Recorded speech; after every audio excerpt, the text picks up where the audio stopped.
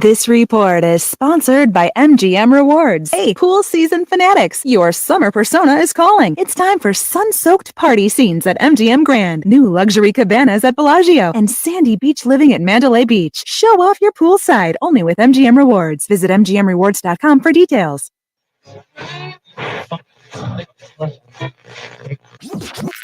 Have a good show. Calling all sports with Roc and Manuch with Jimmy B. Proudly sponsored by On Air Sports Marketing and is powered by the injury attorneys Lerner and Rowe. In a wreck and need a check? Make one call, that's all. 602-977-1900. And always online at lernerandrowe.com. Now time for Calling All Sports with Roc and Manuch with Jimmy B. On Fox Sports 910. A good Monday to you, Roc and Manuch with Jimmy B and Jax. Today we're at Arena Sports Grill, 62nd Street and Bell in Scottsdale for tonight's Monday night football game. We got two of them tonight, as the Jags and Bills, and then the Commanders, who the Cardinals will play next week, and the Bengals. And that game will be coming up. First game will start at 4:15, and then followed by the next one, which will start around 5:15. But I don't care about the game tonight. What? That's not like you. I like the 12th. I like the number 6 horse. Oh, he's watching the horse race. At Horseshoe in Indianapolis, Chocolate Moose. Who doesn't like Chocolate Moose? I love Chocolate Moose. You know, I love names of horses. And that's one thing we're at Arena Sports Grill. They got the sports book going, and Finger Lakes gambling. They got Bristol Down. They got all the different park racing, all the different tracks going right now. So 24/7.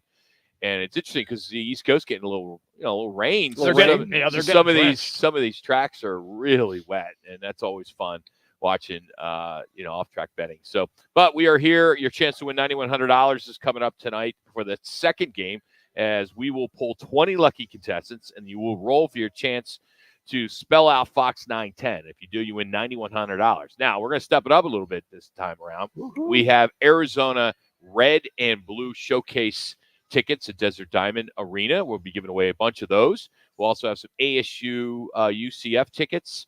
That's football. They'll be giving away those, and gift cards. So if you roll 3 of a kind, 4 of a kind, 5 of a kind, you'll have an opportunity to win some gift cards thanks to our friends here at Arena Sports Grill.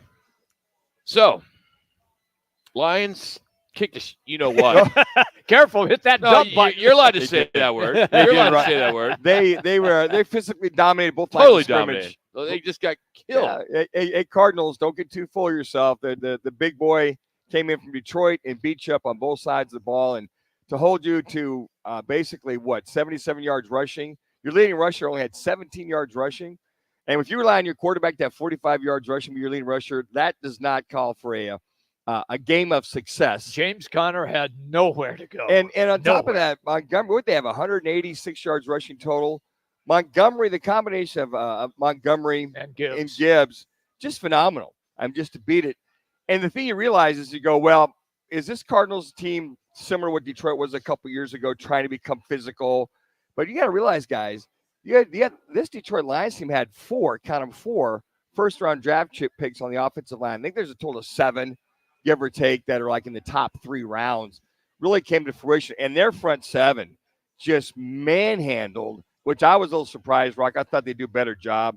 Manhandled that offensive line there as the Cardinals. And punched him in the mouth. And for the offense to not throw the ball down the field, I mean, you look at the second and third quarter, they only had one play that was at least 10 yards. Mm-hmm.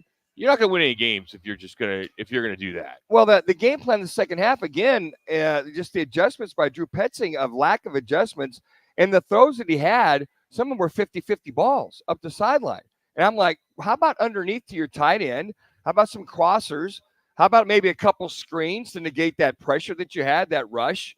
I did not see that, even though really they shut out the Lions the second half. You really had no answer.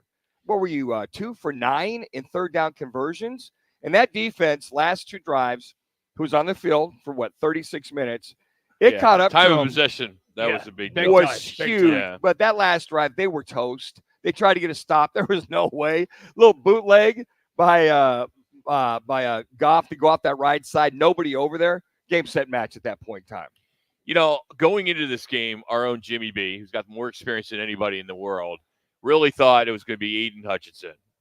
But I got to give my G2G protein bar game changer award right now to Jackson Barton, who got his first career start. And let me tell you, Hutchins didn't even get a sack. Got one. One quarterback hurry is what it was. They didn't even record it as a sack. I believe it was only just one quarterback hurry before he got hurt. It was officially hurt. I mean, the guy was nothing. I mean, what were you saying all week? He was nothing. What are you talking about? The guy was Kyler Murray was running for his life. But Jackson Barton, why did he have more sacks? He won 3 of 7 pass rushes against Barton. When's the last time you saw the Cardinals out-sack their opponent, especially? Yes. When they have Aiden Hutchinson. It was clearly the narrative going in. Hey, they did. I will say at least according to JV. They did a good job of pass protecting. They just couldn't run the ball. And some of the pass routes and some of the things that they're trying to do, out routes. I never saw anything across the middle, a couple 50-50 balls. The interception he threw in the end zone, just can't throw that ball. And there's a couple others that could have been picked off by Kyler Murray, who, you know what, guys, there's that one game he gets a little careless with the football. Just when you think he's turned the corner of taking care of the ball, there's a couple careless throws that he had in there. I'm like, Kyler, you're 6th year. Don't throw that ball in there. Just live to punt. It's okay to punt. And that pick in the end zone, just can't throw that in there like that. And I don't want to hear Cardinal fans today bitching that, that one officiating decision that went down with that 2-minute deal was the difference of the game. Mm-hmm. Because it was too early in the game. It was the end of the second half, or first half. Now, if that would happen in the fourth quarter, 2 minutes. Okay, now you got something. Then you got something. Yeah. But that seems to be, a little crying by the Red Sea today. What do they explain that it was a bad call? Oh, I agree, guys. Clearly a bad call. But they tried to say that the 2 minutes kept by the official on the field. Failed, yes. I always thought that it was in sync with the 2-minute clock. There was 1 second left when he blew the whistle down. Wait a second, because he snapped it like simultaneously with that, and then they called it 2-minute delay. A lot of guys will snap that with 3 seconds to go. So they elongate the play, and with a 2-minute drill, after the 2-minute call is about 1:55. Right. They want to use some of that as far as that's concerned. But yeah, it was a bad call. I think the officials looked at each other and tried to tell the staff on the sideline that we keep the official. They keep clock the on official the time. They do. That is their job. They keep the official time. So it's funny. I didn't hear a whistle blow. I didn't either, but I did see this. It's hard when you're watching on television. Yeah, I know. I did. You would see a whistle guy coming in though. Well, I did. It happened so fast. I did because there's. Did you see him? There's a replay that Kyler Murray, and you see the official standing behind him, and you see him start to run forward just before the ball is snapped, and he's starting to move his hands. So, and then the snap took place. But the thing that kind of broke the back of the car was the hook and ladder. Oh, that was a sensational play. What a great call. What a great play. I thought it was Boise State. Yeah. That was Miami in the playoff game circa 1981. Man. When they had the hook to Jimmy Cephalo, pitched it to Tony Nathan to get him back in the game. What a great call. That was at the right time. Yes. Great call. So Cardinals in that fourth quarter, they started possessions on the 12, the 9, and the 7. Because you had a couple fair catches and then you had a down punt. Special teams is obviously going to always play into these games. Sure. But I got to tell you, with Trey McBride, Dustin Jones, and even Barton, some of these guys, injuries. It was physical. These guys got hurt, and it's going to be tough. But they're fortunate to play a Commanders team coming off a Monday night game. Short week for them. I would agree. They got to travel out here. Right. You got to make that West Coast flight. But I think that they're sitting okay going into this game. When they brought the 3 tight end package from the get-go opening play, the whole game went, okay, Dan Campbell wants to make a statement about physicality against this Arizona Cardinals team. And number 78, he's a kid that got I forget his name. Anyways, he was in the game, moving, motion. All right, we're going to go right. No, we're going to bounce it and go left. And Montgomery, the huge holes that he had, but also, guys, the yards after contact that you see with this running back group of Detroit is also very key with Montgomery. And you watch them both go at it in reference to hitting the pile, moving the pile. They were bound and determined to not lose 2 in a row, which has now been 9 years. They have not ever lost 2 in a row, the Detroit team. Now it's interesting because you guys go back and think about it. There was that one run where he got stuffed after he gained about 5 yards, and his offensive lineman came in, picked him up off the ground, and carried him another 5 yards. I think that's legal. Man, oh man, that was unbelievable. He was surfing the field. He was crowd surfing. But you know what? And to that point, Jimmy, that was a huge first down. It really was a first down. I think this is, you're looking at this game overall, and okay, it's a loss to the Lions. I think many of you may have said, okay, that's a loss going in. But they did play them close. Oh, yeah. It wasn't a blowout. It was a game where they were obviously more physical, as we've talked about. Time possession was the key there. But they need to build some consistency, this Cardinal team. And they just seem to be inconsistent. And this is no different than teams that have been on this field at State Farm years past. Mm-hmm. I don't see any difference in a Jonathan Gannon team as I do as a Kingsbury team, other than the mistakes on offense. And I think they're more physical, Rock, than the Gannon. Physical, they got their asses. They're playing a lot harder than they are. They're playing harder, more physicality. I think from this. I think if you pull the teams in that locker room, they'll say they played just as hard. Now, I only saw one game. I don't know how people us talking heads, because from just watching, can say, "Oh, that team played harder for that." Oh, I can totally. Come on, that's BS. I think there's only one. That is complete BS. No, it's not. There's only one game I saw last year where the Cardinals really were out of it. They were competitive. The other ones, they're competitive in these games. They're physical. They're more competitive. They shut out Detroit in the second half. That's a physical team. Yep. They put more pressure on Goff than the other way around. There were signs when they played for Kingsbury where they shut teams down too. But I just hate that when talking heads didn't even are not even in that locker room. Don't even know who these players are personally. In the locker room. Yes, you do. I watch. You guys all think that you guys know stuff just because you played the game. I think that's BS. I do, Rock. But you can't tell me that if we talk to a certain player that was in that locker room with Cliff Kingsbury, and if he's in the same locker room with Jonathan Gannon, he's not going to say, we didn't play as hard I can tell under Kingsbury. Booter Baker had to get after those guys when Kingsbury's. I can tell you, watching the era, maybe aside from the 7-0. You can make a case that the talent level is different, but I don't think you can make a case on these guys. You've always, of all people who played in this game at a high level, have said, "Oh, these guys are always playing. They can be 0-10 and they're playing hard." No. There's a difference between being dialed in, which I've only seen one game where this team wasn't dialed in under the Gannon era. Under Kingsbury, they were a miss in several games at the end of the season. We saw them. Well, and the season's a little bit different. I mean, but we could go back to Kingsbury's first couple of years in the first 3-4 games. You can't make this case. Yes, I can. I can say that at times. I will say this. I don't think that Drew Petzing's offense has shown me that he can make adjustments yet to this point. That's fair. We saw that. That's not the argument we have. But the argument is this locker room is different than the locker room before. I totally think it is. I see it. I see more physicality. I see less missed assignments. I see less missed tackles. And there's things you can see, Rock, as far as are they dialed in? And I've only seen one game. It was last year that they were not totally dialed in. But since then, they've been competitive. They've been all on board as far as I've seen. All right, top 5 plays and sounds from the weekend are next. Thanks for hanging out with us. We're live from Arena Sports Grill. It's Fox Sports 910. Kick off the football season with Twin Peaks, Roc, Manuch, Jimmy B, and Fox Sports 910 for our fantastic tailgating sweepstakes. Text PEAKS to 59925 for your chance to win a Traeger grill, Blackstone griddle, and more. No purchase necessary. Details at rocandmanuch.com. You hear it all the time. Lawyers talk about all their experience, many years of experience with insurance companies, and experience in the courtroom. But what they're not talking about is their results. Maybe they don't have any. At Lerner & Rowe, we're proud of our results because that's how we measure our success. We've helped over 150,000 people recover billions of dollars for their injuries, with over $1 billion just in the last 5 years alone. When you want results, call Lerner & Rowe. Lerner & Rowe is the way to go. Call 977-1900. What's up, guys? Jason Payne, owner of State 48 Roofing. Monsoon season is upon us. Be proactive today. Go to state48roofing.com. Scan the QR code below. We want to take care of you. Be proactive. Get your maintenance done. We are home of the hashtag sexy roof status. Join the team at the largest towing company in the state, All City Towing. We're hiring dispatchers, call takers, lot attendants, drivers, and customer service personnel. Enjoy benefits like the state's most advanced towing equipment, set work schedules, a healthy 401k employer match, health benefits, employer-paid life insurance, and a monthly fuel allowance. Ready to take your career to the next level? Visit us at allcitytowing.com. All City Towing, where your future is on the move.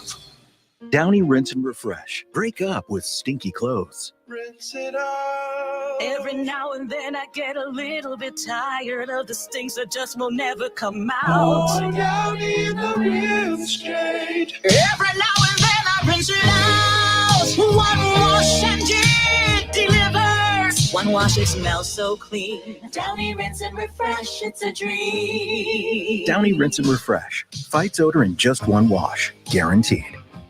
Peter, Hothead, let's bring the nail gun over here. Jose stands tall atop his sustainable flooring company. Totally. It's renewable and moisture resistant, but we have several green options too. Or we got some beautiful reclaimed oak. But floored by his success, he needs to hire more installers. I need Indeed. Indeed you do. Put our matching platform to work so you can spend less time searching and more time connecting with talented candidates. Visit Indeed.com/credit and get $75 towards your first sponsored job. Terms and conditions apply. Let's get to today's Lifted High Garage Door Repair top players from the weekend on Fox Sports 910. The guys give you their top performers who lifted their team to victory. Now You're live. who are your Lifted High Garage Door top players from the weekend. Not as many errors, mental errors. Roc and Manuch, Jimmy B. All right, let's get to our top 5 sounds, or at least mine. Here's number 5. 5, 4, 3, 2, 1. The countdown is on. The number 5. First and goal from the 10.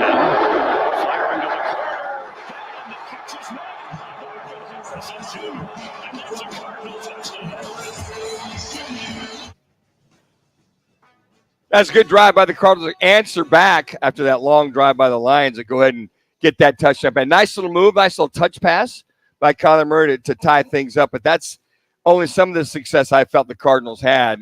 Good timing, good touch. You'll see a lot more of that, I think, as the year goes on. But I got to tell you what do you think his over/under is for touchdowns, Marvin Harrison Jr. for the year? For the year, I'll go. Let's see, I'll go 12. So I was going to say 12. I was going to say 10. Yeah, I think 12 would be fair. All right, this is a double shot for number 4. Got to get in. We'll squeeze in some baseball as the White Sox had their 120th loss, and Ohtani and Betts went back to back for a walk off win. The number 4. He struck him out, and the Padres win. Suarez will get the save. 2 strikeouts in the inning, and the Padres making a clean sweep of the Chicago White Sox. Yeah, how about the Padres is they established a single-season franchise record for attendance through yesterday, as they had 56 sellouts this year. Yeah, amazing. They need that to pay off these guys. And then here's what we saw with Ohtani and Betts. Ohtani switch one, right center field. Ohtani is inevitable. Change up, one fastball he saw. This ball, it's about as excited as you've ever seen him after he hits a home run. Yes, he hit it, but he knew it was for the team. But we're tied at 5. Shohei's 6th in his last 6 games. It's 53rd of this historic campaign. 0-2 pitch to Mookie. Now Mookie Betts. Fly ball, left field. At the wall. Ohtani, then Mookie. Let's go home. When you're down by 1 and you got 3 MVPs coming up, the first 2 don't give the third one a chance. They both go deep and walk it off. I think this is the Dodgers here. Oh, man. 93 wins. You know, they are just they're clicking when they need to. And by the way, you know the 50-50 ball? Yes. The guy who caught it reportedly turned down an offer from the LA Dodgers for $300,000. Turn it down. So he thinks maybe 10 years from now he can get like $1 million bucks for that. Your money now. Absolutely. I agree. Take your money. You're going to get taxed half of it. Make your $150,000. You know what? Go away. I think the juice for the Dodgers is Ohtani.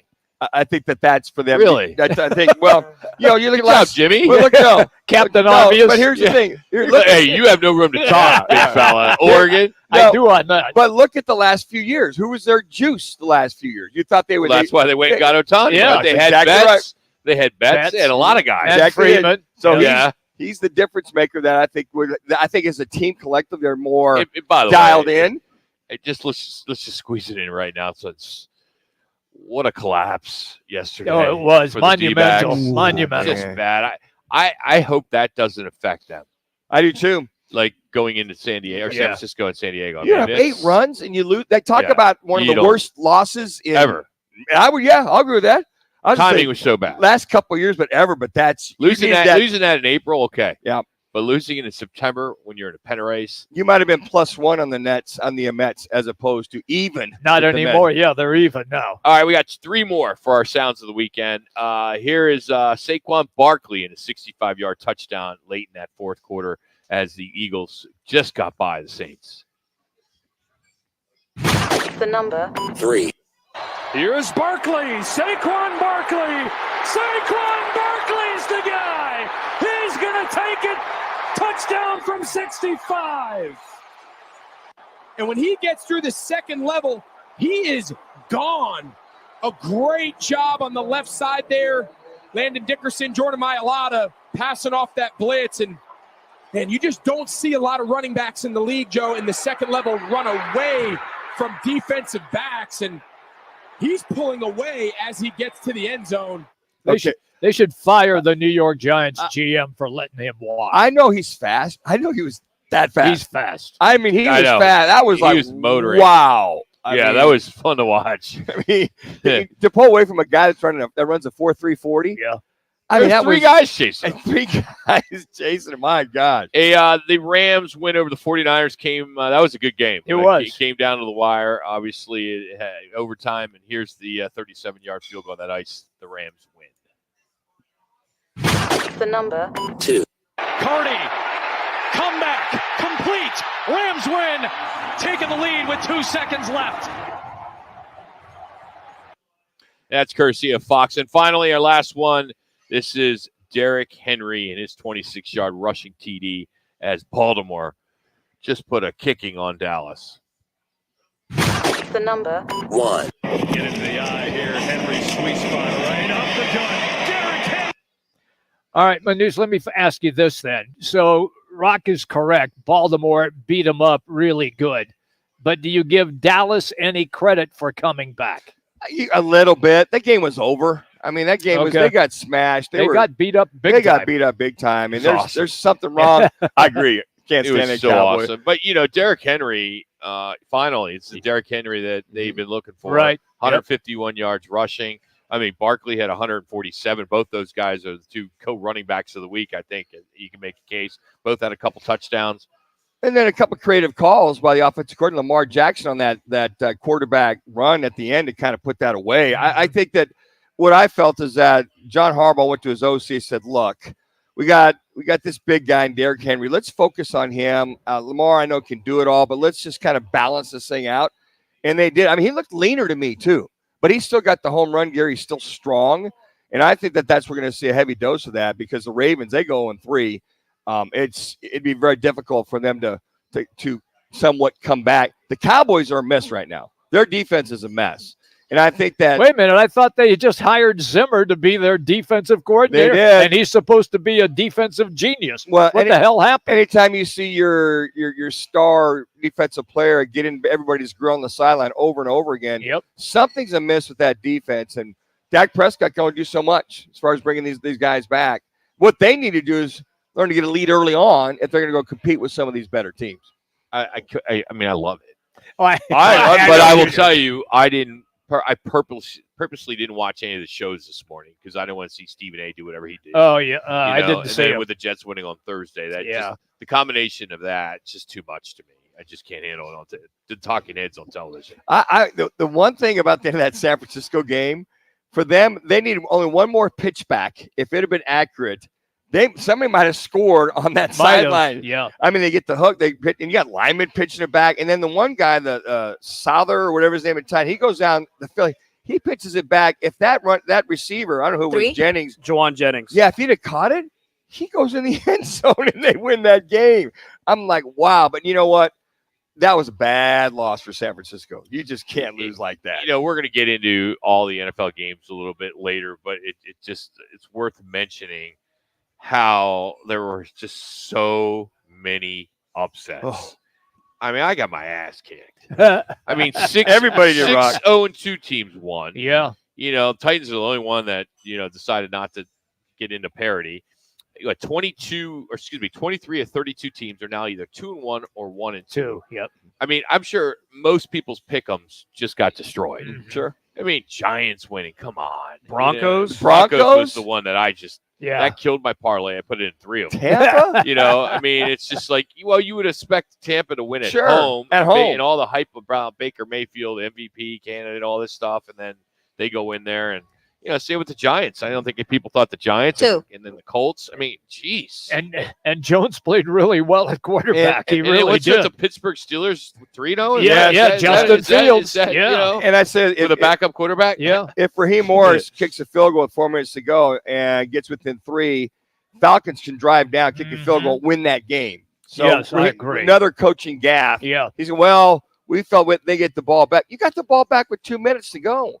And with Kirk Cousins, they drove right down the field, and they had to try to score, and a couple of bad passes. But if he kicks the field goal, they come down drive, they win that game 23-22 against the Chiefs at home. Yes. And so I saw a lot of bad coaching this weekend, or guys going for it on 4th down to no avail. And K-State play this weekend? Oh, man. I'm trying to avoid that.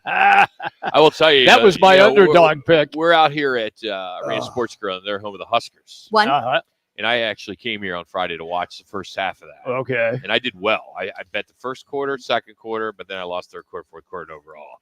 But I got to tell you, Manuch, they heard you say Illinois.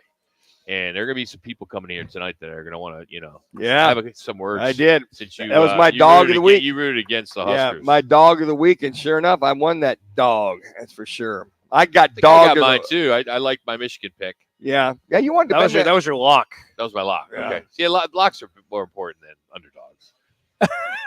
I think you wanted to bet me $100 for that I would Illinois have. Nebraska game. I know you didn't take it. No, I didn't. I'll take it, dude. I love betting. I work too hard. Yeah, I know, You but I don't work just too hard, dude. work All too you hard do for is my money. You play catch with little kids.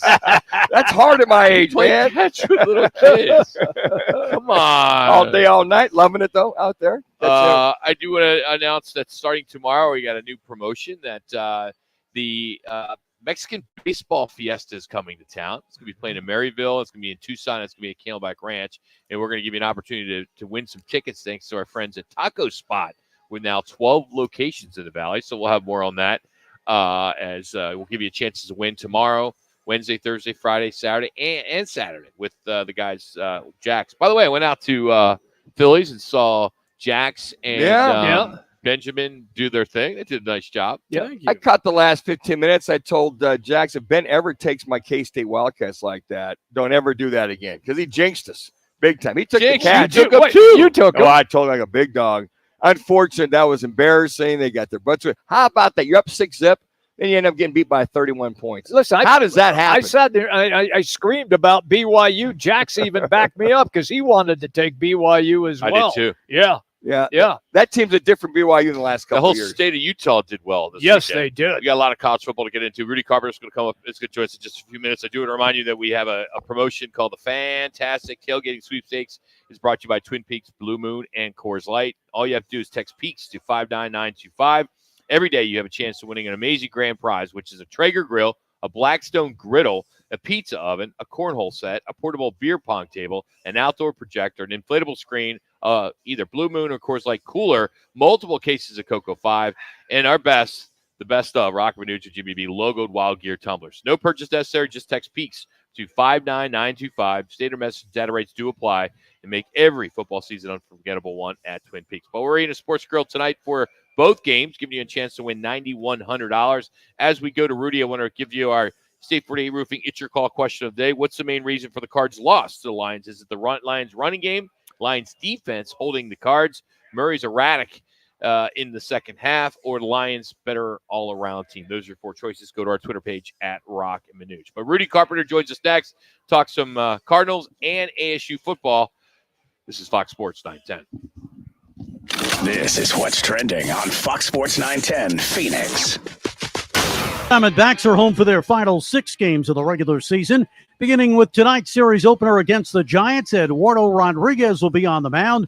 Arizona currently tied with the Mets in the NL second wild card spot with a record of 87-69. The Cardinals begin preparations for their Week 4 game against the Commanders after falling to the Lions yesterday to drop to 1-2. The Mercury's rally from 23 points down to the Minnesota Lynx yesterday fell short in their Game 1 loss in their best-of-3 playoff series opener. Game 2 will tip off on Wednesday. I'm Frank Garrity on Fox Sports 910, available everywhere on the free iHeartRadio app. Envision a stunning putting green or a flawless lawn. With Tempe Turf Installers, it's yours for just $550 per square foot. Enjoy up to a 16-year warranty. Call Mark at 602-348-7190 or visit TempeTurfInstallers.com for your free estimate. Are you sick of fad diets or tired of overpaying for name brand weight loss meds? Semaglutide and tirzepatide, now available at Metier Clinical Services. These injectables are revolutionizing weight loss, starting at just $275 per month. Transform your health today, whether in Arcadia or online at metierpharmacy.com. Our expert team supports you every step of the way.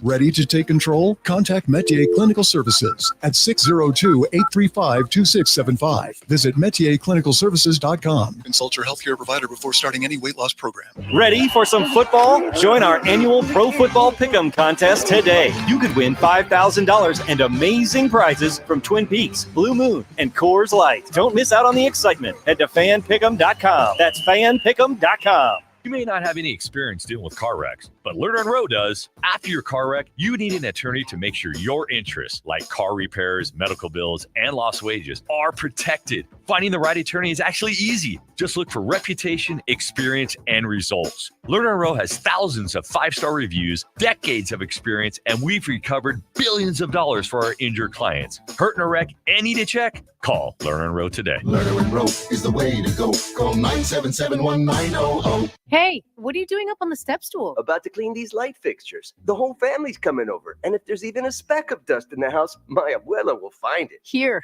I got a Swiffer duster to help with that. A Swiffer what? A Swiffer duster. It has this cool extendable handle that reaches 6 feet to get high and low, with fluffy dusters that easily trap and lock dust. So no more step stool? No more step stool. Easily trap and lock dust from hard-to-reach places with the Swiffer duster. Love it or your money back. Sarah Spain with iHeart Women's Sports, presented by Capital One. Alyssa Thomas had a triple-double to lead the Connecticut Sun versus the Indiana Fever 93-69 in Game 1 of their first-round playoff matchup. Marina Mabrey led all Sun scorers with 27 points, most for a reserve in W postseason history. Caitlin Clark was held to 11 points Rudy's on 4 ready. for 17 shooting in her WNBA playoff debut. For more women's sports stories, subscribe to Good Game with Sarah Spain on iHeart Podcasts. With the Venture X card from Capital One, you earn unlimited 2x miles on everything you buy. Plus, get access to over 1,300 airport lounges. What's in your wallet? Terms apply. Lounge access is subject to change. See CapitalOne.com for details. Here to talk football is former Sun Devil quarterback, who, by the way, Stand by. Rudy's ready. against that team in Tucson. You are ready. Steps up, looks end zone, got a man, McGahey, touchdown! Your life. And Rudy Carpenter threw that right into the teeth, into the strength of the Wildcat defense. Rudy Carpenter, now on Roc and Manuch on Fox Sports 910 on FM at 99.9 HD2.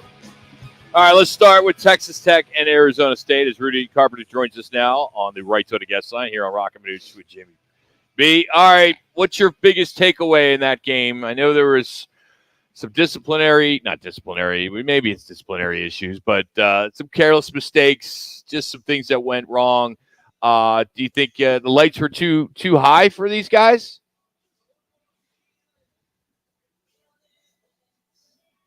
Rudy? I'm probably going to – you guys got me? Yeah, sorry about that. Yeah. Yeah, I'm probably going to have a take or an opinion, I guess, that probably, ASU fans aren't going to like. But I think if you look at the teams that ASU has played this season, look, I like, is it nice to beat Mississippi State? Yeah, but they're just not very good. Texas State is who Texas State is. So, look, in my viewpoint, I just think that, everybody was really excited about, ASU and, the start to their season and their record, et cetera, et cetera. But I actually think that and I think Kenny's doing a great job. I think that staff is doing a great job. But I think the way they played on Saturday against Texas Tech is really maybe a more accurate barometer of really who they are. That's fair. I mean, and I don't think that's a knock on in any way. I mean, I think people that know the program, you get excited to win 3 games, of course. But yeah, I think this is a good test. And but the problem is, and I think Coach said it, is it's like 2 losses. You lose this game, and then you got a bye week, right? And you've been there, Rudy. I mean, it does soak in really deep, doesn't it, when you lose? Yeah, I mean, it in my viewpoint, it always sucks going into your bye week with a loss because, I mean, it just lingers, and you don't get to, what they say, get the bad taste out of your mouth, simply because you got a bye week and you have to wait, but I do think that sometimes, it's only 1 loss. And so sometimes you can use this bye week, 1, to get healthy, 2, to address some of the issues that you might have, whether it's a turnover issues or disciplinary issues or operation issues, or maybe you get guys, back that were unhealthy. I also think you can use it as an opportunity to quote unquote stop the bleeding. And I think we're not to take anything from the Pac-12, but when you play into the Big 12, the way they go up and down the field, the athletes may not be as physical, but this was a very physical Texas Tech team. But the Devils did get within earshot, only 17-10 at halftime. But I think that they came out a little lethargic. And maybe to your point, you get a couple of nice wins against a couple of programs like Mississippi State and Texas State. Not that they took them lightly, but I don't know if they realize you got to come out in 4th gear when you're playing these kind of teams in the Big 12. Oh, yeah. I mean, I think that's one of the big differences when you look at a team like Texas Tech compared to Texas State. It's like, maybe the starting units might be similar in skill, but when you really get into the depth, of some of these programs, that's when you really start to see the disparity. And I think, you saw that a little bit, as the game wore on with Texas Tech. They're just a little bit deeper in talent, a little bit deeper in toughness, and overall, that showed as the game, kind of went on. It also sucks, when you have a guy like, I think his name is Jalen Conyers, right, who played for you last year. Now he's at Texas Tech scoring a touchdown. It's like, those things, don't feel good either. So when you look at this team, as Rock alluded to, the week off, you got KU coming in 2 weeks, first Big 12 home opener. What would be some of the things you would recommend you'd like to see them focus on as the Jayhawks come to town in 2 weeks? Well, I mean, I think the Kansas team's a pretty interesting team. They've been decent on offense. They've been decent on defense this year. They've been challenged. Their quarterback, Jalen Daniels, for Kansas is an interesting player. Their coaching staff, I think, at Kansas has done a really, really good job with that program. To me, I think one of the things I'd like to see ASU, and I don't think people will be surprised because of my position, but I'd like to see them get the passing game going. I'd like to see them get the explosive plays going. Obviously you've got Cam Scadaboo, and he does a nice job in the run game. And I think, ultimately the goal is you get that run game going. Let's force teams to bring a safety down the box, force teams to play us with some single high zone coverage or some single high man coverage, then give us a chance to play action pass and try to hit some explosives. And I think that's, in my viewpoint, without all of the stats in front of me and without watching the, all 22 tape, it's something that just by watching the game, I haven't seen a ton of, which is the big explosive pass plays down the field. Rudy, before we get to talking about the Cardinals, are you aware of this Alonzo Barnett kid at James Madison had the 7 touchdowns combined, 5 throwing and 2 that smoked North Carolina? Were you aware of this kid at all? No, I haven't seen the kid play at all, to be fair. Haven't seen him. I don't know a ton about him. Obviously, he's now on the radar. Yeah. But what I will say is that me personally, I think JMU, James Madison, has been one of the most underrated programs, over the last 3 or 4 years in the FCS. 3. Rudy, when you look at the performance of Kyler Murray, not looking for a grade per se, but your overall take on what you saw. I mean, you didn't play bad. You didn't lose because of Kyler Murray. But I'm going to say what I feel like I've been saying for the last couple of years. In order for the Cardinals to win the way that he played last week is how he has to play every single game in order for them to have a chance to win. If there's ever a time where Kyler plays at a pedestrian level or an average level, if he goes out there and goes 20 for 29 for 200 yards and a touchdown and no interceptions, they'll never win like that. They'll never win like that. And, there are a lot of other teams out there who can win if they have a quarterback who puts up numbers like that. And, I'm going to go back to say what I've always been saying, which is the quarterback is so important and I understand it, but I don't care how good your quarterback is. If you don't have the right pieces around the guy, it doesn't matter. And I think we're seeing that right now with a guy like Sam Darnold. Everybody had an opinion on Sam Darnold. He's bounced around the league, and now all of a sudden he's at an organization where they trust him. He's at an organization where they have confidence in him. He's got some pieces around him, and now all of a sudden they're 3-0 or 4-0, and Sam Darnold is playing like a Pro Bowl caliber quarterback. And I personally think that's who he's always been, but he's just never been in a situation to do it. On the flip side, you look at a situation like Bryce Young and Andy Dalton. You got a guy in Andy Dalton who can play and who's good and can still win you games compared to a Bryce Young. And it's like all of a sudden you make that change and the Panthers look totally different. And I think it goes back to what we've been hearing Tom Brady say, which is we're drafting these young quarterbacks, we're forcing them to play whether or not they have the pieces around them or not. And we're dumbing the game down and, forcing these guys to go out there and play. And I think now with Kyler, to bring it back to the Cardinals, is he played pretty good throughout times in his first couple of years, forced the Cardinals to give him a massive deal.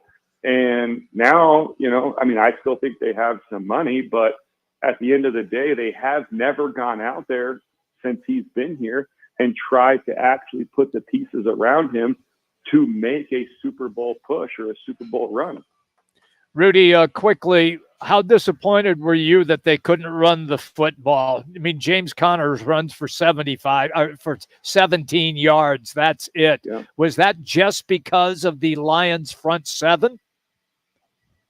Again, it's hard for me to say without really watching the all 22. I believe James Conner was rushing for 100 yards or something, at least in almost every game up until this point, or at least was close to it. So for him to only go for 17 yards was obviously bad, and nobody else, really did anything. And again, it just goes back to what I've been saying, which is you have to have Kyler Murray playing at a superhuman level every single week to even have a chance to win. Now, I don't know. If I went back and watched the all-22, I might say, oh, they gave up on the run too early, or, oh, they could have done this and they could have done that. But I also know that the way the Detroit Lions play, the way that front seven is, the way Aiden Hutchinson is, the way their head coach, Dan Campbell, is, that's the guy who's going to build that team from the inside out, offensive and defensive line first. And that's what they preach in that organization is we're going to run the ball and win by running the ball and basically inserting, our power on people, and we're going to insert our will over these teams. And then we're going to come out and stop the run and force teams to be one-dimensional. And that's, really when the Lions are playing good, what they've been able to do to teams. He's Rudy Carpenter. Follow him on Twitter at RudyGCarp12. Always joins us, or always has a lot to say when he joins us on Monday. Go ahead. Let me say this. Sorry. When you look at the Arizona Cardinals, Dan, who are they? What's their identity? But when you look across at the Detroit Lions, you know what their identity is. Yep. And I just think that's the problem with the Arizona Cardinals. I would agree. Twofold, you're preaching the choir with that one, too. We'll leave it at that, but you're right on. They're physical, and they're there. Thanks, Rudy. Appreciate it, buddy. Rudy Carpenter joining us as he does each and every week. As I mentioned, brought to you by All City Towing. Join the team at the largest towing company in the state. That's All City Towing. They're hiring dispatchers, call takers, lot attendants, drivers, customer service personnel. You can enjoy all the benefits with the state's most advanced towing equipment. You got work schedules that you can set, a healthy 401 employer match, healthy benefits, employer-paid life insurance, and much, much more. If you're looking to take your career to the next level, visit them online at allcitytowing.com. All City Towing, where the future is on the move. Football 50's next. It's Roc and Manuch from Arena Sports Grill in Scottsdale. Kick off football season with Roc and Manuch, Jimmy B, Twin Peaks, Blue Moon, and Coors Light for a season-long fantastic tailgating giveaway. Text PEAKS to 59925 every day for your chance to win the amazing grand prize. A Traeger grill, Blackstone griddle, pizza oven, cornhole set, portable beer pong table, an outdoor projector, inflatable screen, cases of Cocoa 5, a cooler, and Wild Gear tumblers. No purchase necessary. Just text PEAKS to 59925. Standard message and data rates apply. Make this football season unforgettable with Twin Peaks, Blue Moon, and Coors Light.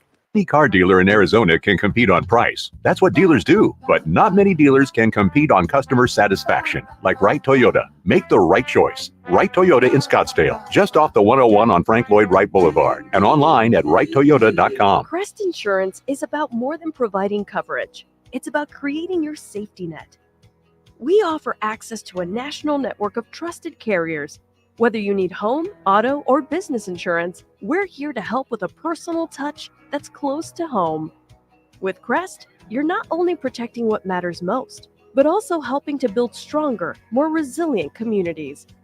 Crest Insurance, coverage you can trust, service you can count on. Attention Nebraska and Arizona fans. Catch every thrilling game at Arena Sports Grill, your official watch party destination. Enjoy great food, drinks, and the ultimate game day atmosphere with fellow fans. Don't miss a single play. Arena Sports Grill in Scottsdale.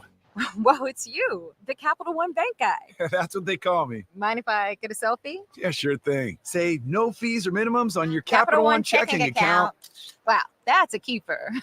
So, where are you heading? I'm off to spread the good news that Capital One helps people keep more money in their wallet with no overdraft fees. Oh, you're the best Capital One Bank guy. Hey, mind if I get a selfie? Sure. Say, Capital One, what's in your wallet? Terms apply. See CapitalOne.com/bank for details. Capital One NA, member FDIC. Work is busy, and home, Mom, pretty much the same. But you wouldn't know it because my skin doesn't look stressed thanks to Olay Retinol Body Wash. Its hydrating formula is packed with vitamin B3 complex plus retinol. I use Olay Retinol Body Wash to transform my skin from dry to moisturized and visibly renewed. Sure, I still have stress, but my skin looks amazing. Try Olay Retinol Body Wash for visibly renewed skin in just 14 days. Also try Retinol 24 Body Lotion. Let's get ready for football! It's Football at 50, the latest top football story trending this hour, right here with Roc and Manuch with Jimmy B on Fox Sports 910 and the iHeartRadio app. All right, Football at 50. Before the game, I think, that's a good football team. Sorry, phases, your life. We didn't make enough plays all three phases. Jonathan Gannon says the offense just couldn't find their rhythm as we are out here at Arena Sports Grill 62nd and Bell for tonight's Monday Night Football. Got two games. First game will be Jags and Bills, followed by the Bengals and the Commanders. Commanders, of course, are the next opponent for the Arizona Cardinals on Sunday at home. So it's good they get them on a short week. But they got to get things figured out when it comes to running the ball. Yeah, but it was kind of disappointing. Last 15 plays of the game were all throws. And they abandoned the running game completely. And I'm like, guys. But isn't that what you do when you're behind? Yeah, you got to try to go downfield. But you gotta do something. I to learned that keep at Pop on. Warner. Well, I know that, guys. But I'm just saying, what happened is since they never established a run or stuck to it, I thought they got away from it a little bit too soon. They pretty much had to throw the ball. They could have done some screens. They could have done some sweeps to get outside. McBride was out, right? So you didn't have your tight end. Yeah, he got popped. So he was. But there's kind of not there. But there's more things they could on some third down conversions, third and 2, 3rd and 1. They tried. So once they got stuffed, we had to punt the ball. They just went all pass. But the pass plays weren't creative, guys. There's things you can do that can be pass plays, short throws that are like a run game. Hell, we saw the Rams win the first game of the year against Detroit without their running game, just dink and dunk. And I just thought the Petsing was outside too much. I'd see creativity. How come they didn't run any quick slants or over the quick stuff over the middle? Because they got some cornerbacks over there that were pressing them inside. Okay. So they might have had some slants set up, but when the corners are pressing them like that, they got to run fades. So you saw several fade routes that Kyler Murray tried to force in there. Okay. But I didn't see anything across the middle or a release route or option routes with the running backs in those last 2 or 3 minutes. Now, I'll give them credit for that long drive where they came down the field, got the field goal. Yeah. That was it. And then the other time they should have went for the field goal. They left that on the board and they got stuffed. But I just think it was a more physically dominant defense that really got after. But again, just no creativity or nothing really I saw, which they were vulnerable, that being the Lions across the middle, that they could have thrown to maybe you get that last drive, you get that last shot at the end zone to try to tie it up. Tell me if I'm wrong.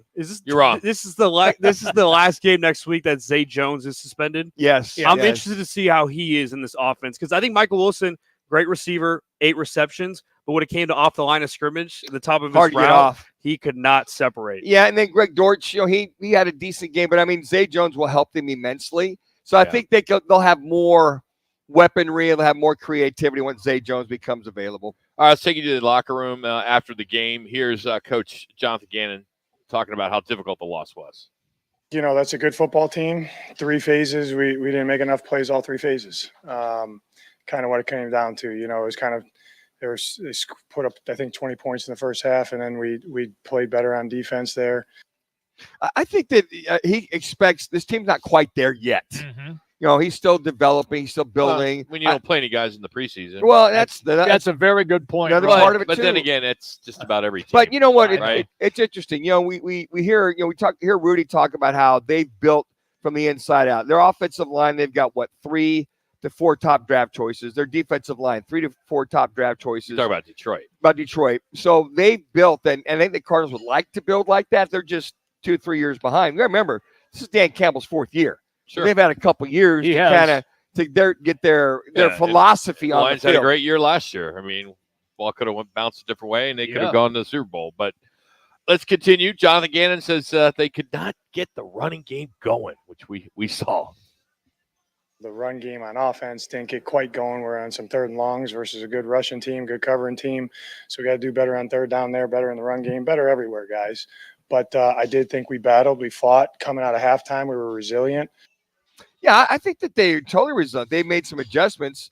They went toe-to-toe, but you can't go. What was it? When you looked at the 3rd down conversions from that 1 for 9, and your off defense has got to go back on the field. You look at them; they were 50%, 6 for 12. Yeah. But again, that's what a running game will do for you. When you got a couple of studs, you got some guys up front that'll push the pile.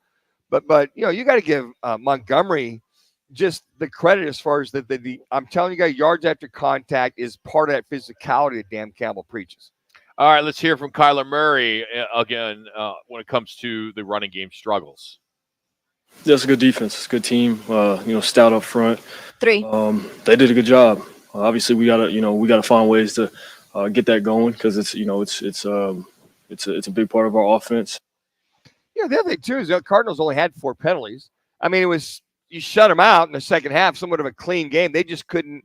They were stuck in mud, I thought, in that second half, that being the offense. They really couldn't do anything. But that's when a defense steps up and wins a game for you with Detroit. Let me follow up with what you just said, because I know that you're not right now happy with Pensing, the offensive coordinator. In your estimation, in that second half, since the Cardinal defense was holding their own against the Detroit Lions, what could he have done differently offensively to try to get the Cardinals on track? I think you brought up quicker routes, more I'd say a higher percentage throws. Okay. They couldn't run. So how about a screen? How about some draws? How about some slip screens? Get your running backs to the outside to negate that rush, slow the rush down. I didn't see hardly any screens at all and giving them an opportunity. How about trips right, trips left? Maybe a quick drops. I think they could have got more tempo in that offense in that second half. If they would have gone more up tempo, would that maybe have opened it up a little bit? Yeah, I think it would have, because all of a sudden, if you get a defense like that on their heels, because they didn't I thought the offensive line did a good job of keeping the pressure off of Kyler Murray. Only one sack. Now, he scrambled away a couple times. Well, he had to run for but his life. I think more up-tempo, more coming at him might have just kind of slowed that pass rush down from a perspective of being creative, and I just didn't see that. I think sometimes coordinators get caught up in what's being dictated to them versus go and dictate what you want to do to them. All right, I'll tell you what we're doing tonight. We just got the new Roc and Manuch Amber, and it is on tap here at Arena Sports Grill. And we're doing $5 pints and $6 22 ounces. Our halftime contest, 20 people will get a chance to roll for $9,100. If anyone rolls either Roc and Manuch, Jimmy B, or Fox Sports, the logo on the dice, they'll win a big screen TV up to 85 inches. 3 of a kind, you're going to win an Arena gift card, $25. 4 of a kind, $50. Or 5 of a kind, $100 Arena Sports Grill and Upper Crust gift card. Then we're going to have some drawings for Arizona men's basketball tickets at Desert Diamond Arena on October 11th. We got 4 pairs for the Red and Blue Classic. And then ASU versus UCF on November 9th. We got some tickets to give away for that as well. So we got a lot going on tonight. Hopefully you can come out 2 Monday night games. Again, we had a hell of a run at Casino Arizona. 23 years. Sure did. A lot of fun. They're going a different direction, and we're kind of bummed about it, but we understand.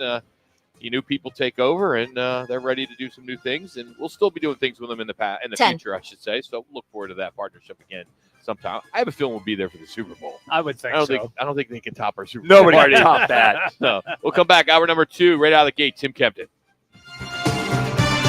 Roc and Manuch with Jimmy B has been sponsored by On Air Sports Marketing. What's up, guys? Jason Payne, owner of State 48 Roofing. Monsoon season is here, which means my team and I are ready to serve you and your family. Go to state48roofing.com, scan the QR code below. We'll see you up on your roof. Feeling like your garage door issues are a real game changer? Don't fumble with overpriced repairs. Get Lifted High Garage Door Repair in your playbook. When it comes to garage doors, don't get sacked by delays or high costs. Lifted High Garage Door Repair swoops in to save the day. Put Lifted High Garage Door Repair on your roster and score big with top-notch service that won't break the bank. Call 480-270-1639. Great prices, quality parts, unmatched service. Kick off the football season with Twin Peaks, Roc, Manuch, Jimmy B, and Fox Sports 910 for our fantastic tailgating sweepstakes. Text PEAKS to 59925 for your chance to win a Traeger grill, Blackstone griddle, and more. No purchase necessary. Details at rockandmanuch.com. Customize and save hundreds on car insurance with Liberty Mutual. After that, you can also save me, as I'm currently hanging from the edge of a cliff. To recap, number 1, customize and save. Number 2, time allowing, save me. Shoulders separating. Only pay for what you need at libertymutual.com. Savings may vary. Underwritten by Liberty Mutual Insurance Company and affiliates. Excludes Massachusetts. Liberty, liberty, liberty, liberty.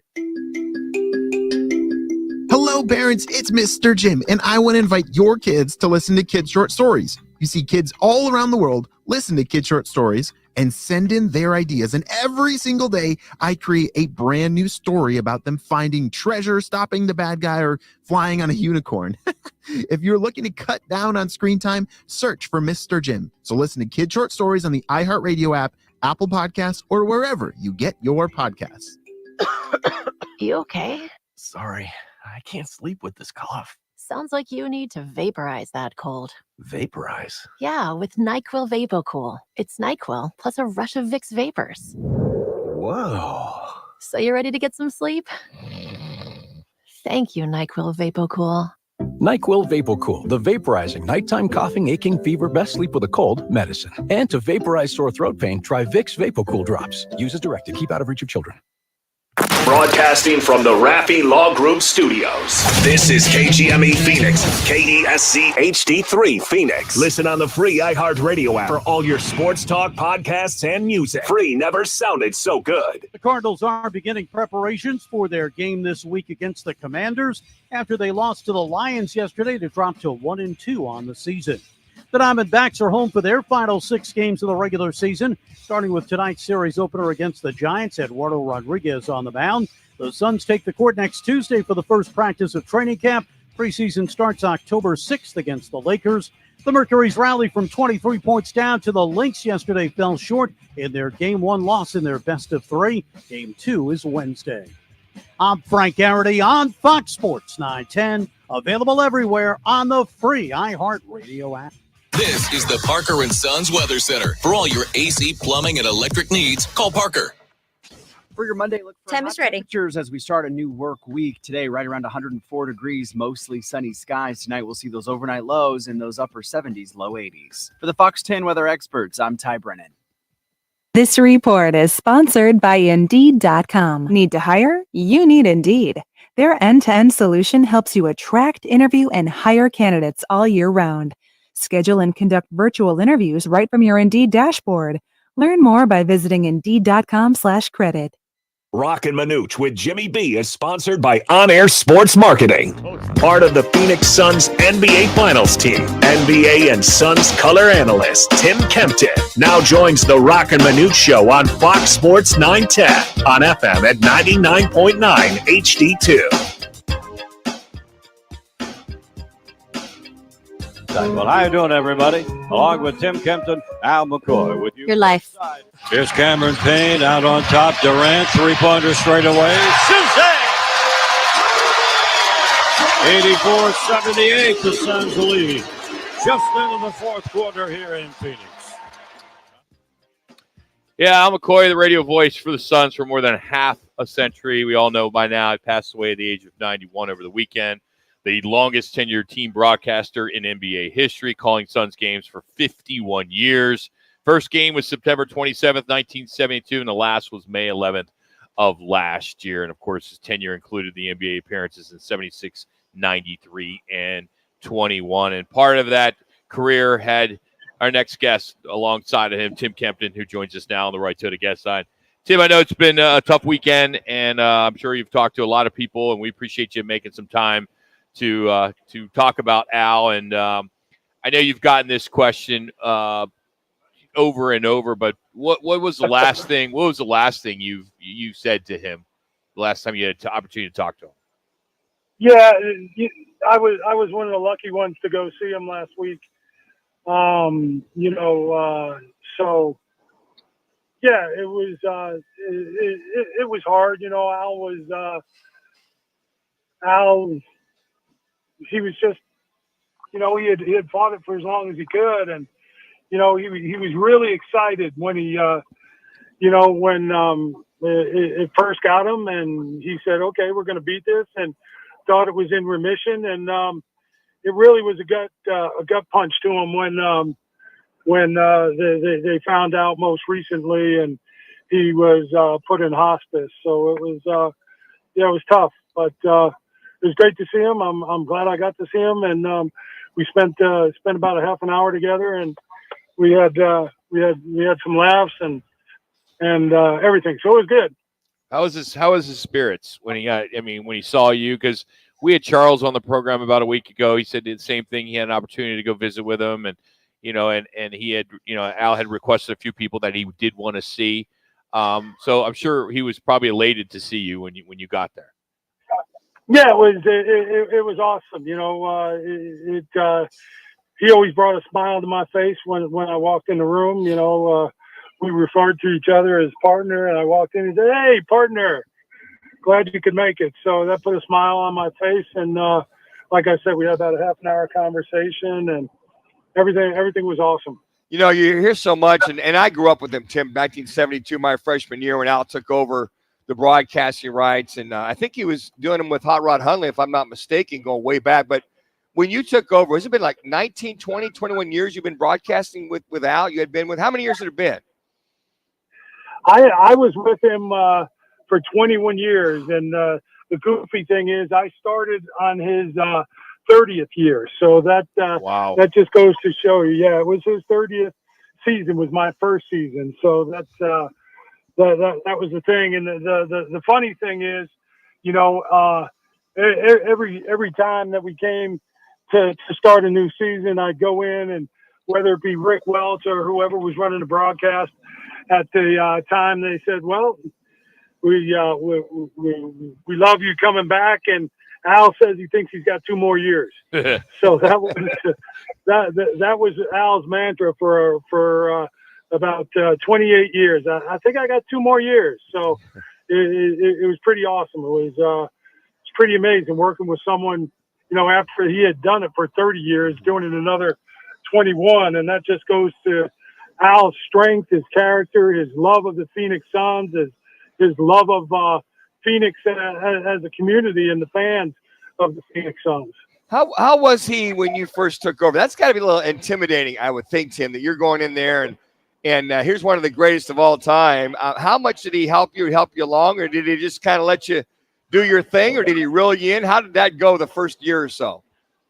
No, it's kind of funny. Eddie Johnson and I have talked. I don't know if you guys have heard this story before, but especially in basketball, you have a short window. When the ball goes through the hoop, you have until the ball gets to half court to give it back to Al so he can describe the action now in the other half court situation, whether it be the Suns or the opposing team.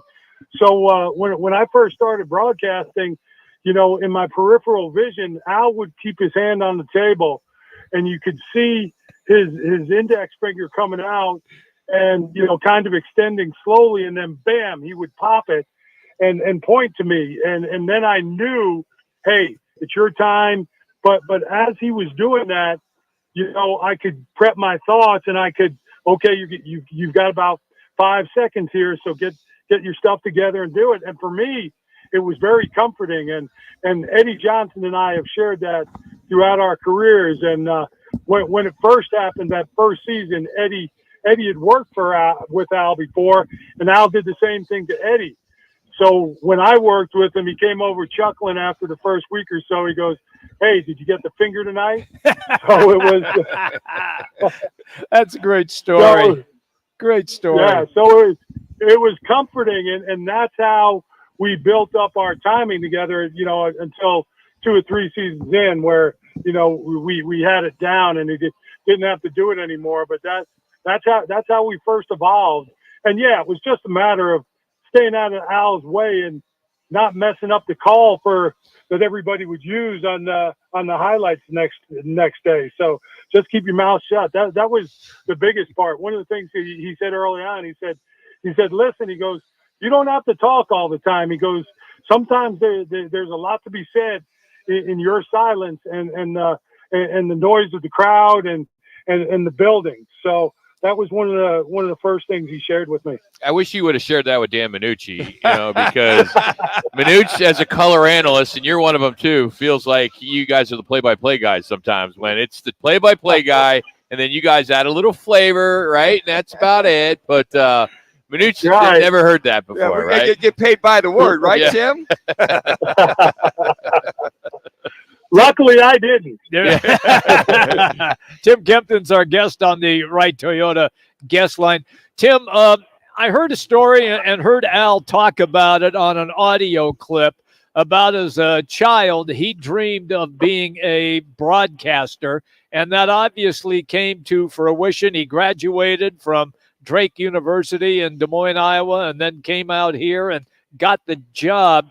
Did he ever talk to you at all about being a young kid and thinking about having an opportunity to broadcast the top of the heap when it comes to basketball, NBA games? I'm just curious.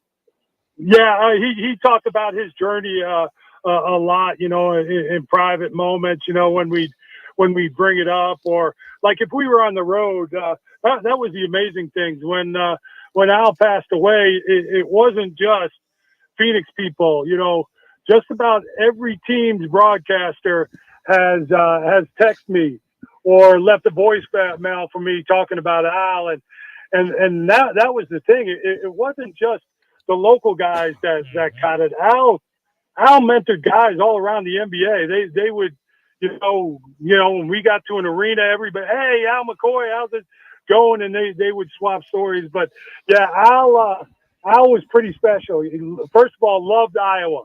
Williams, Iowa, Drake Bulldogs, loves Drake. They were huge parts of his life. And I'll tell you what, Harrison Barnes got more calls than than anybody in the league for an opposing player because, as you know, Harrison Barnes grew up in Iowa, went to North Carolina, and then still has a successful career. But he loved talking about Harrison Barnes and his roots to Iowa as well. But, yeah, Al always talked about his career and how he anticipated it and, you know, and how he went about it and how it progressed and all the little steps that came about. He had a great story and he loved sharing it. You know, Tim, all the players, all the games that he broadcast, but he seemed to have an affinity for a handful of players and, you know, Devin Booker's of the world and you talk about Walter Davis and Charles, a lot of those guys. Was there anything in particular which you could put your finger on why the closest with certain players and understanding where they're at? Yeah, my top five would be Connie Hawkins, Gar Hurd, Walt Davis, Steve Nash, and Devin Booker. And, you know, you look at those guys and Connie, obviously it was the joke, you know, Connie going to Iowa to play college ball. Connie was way ahead of that NIL curve. He was getting NIL money way back. They got a kid from Brooklyn to go to Iowa back in the day to play ball. Mm-hmm. Wow. But we always used to give Hawk a hard time about that. But, yeah, Hawk was with a Gar Hurd.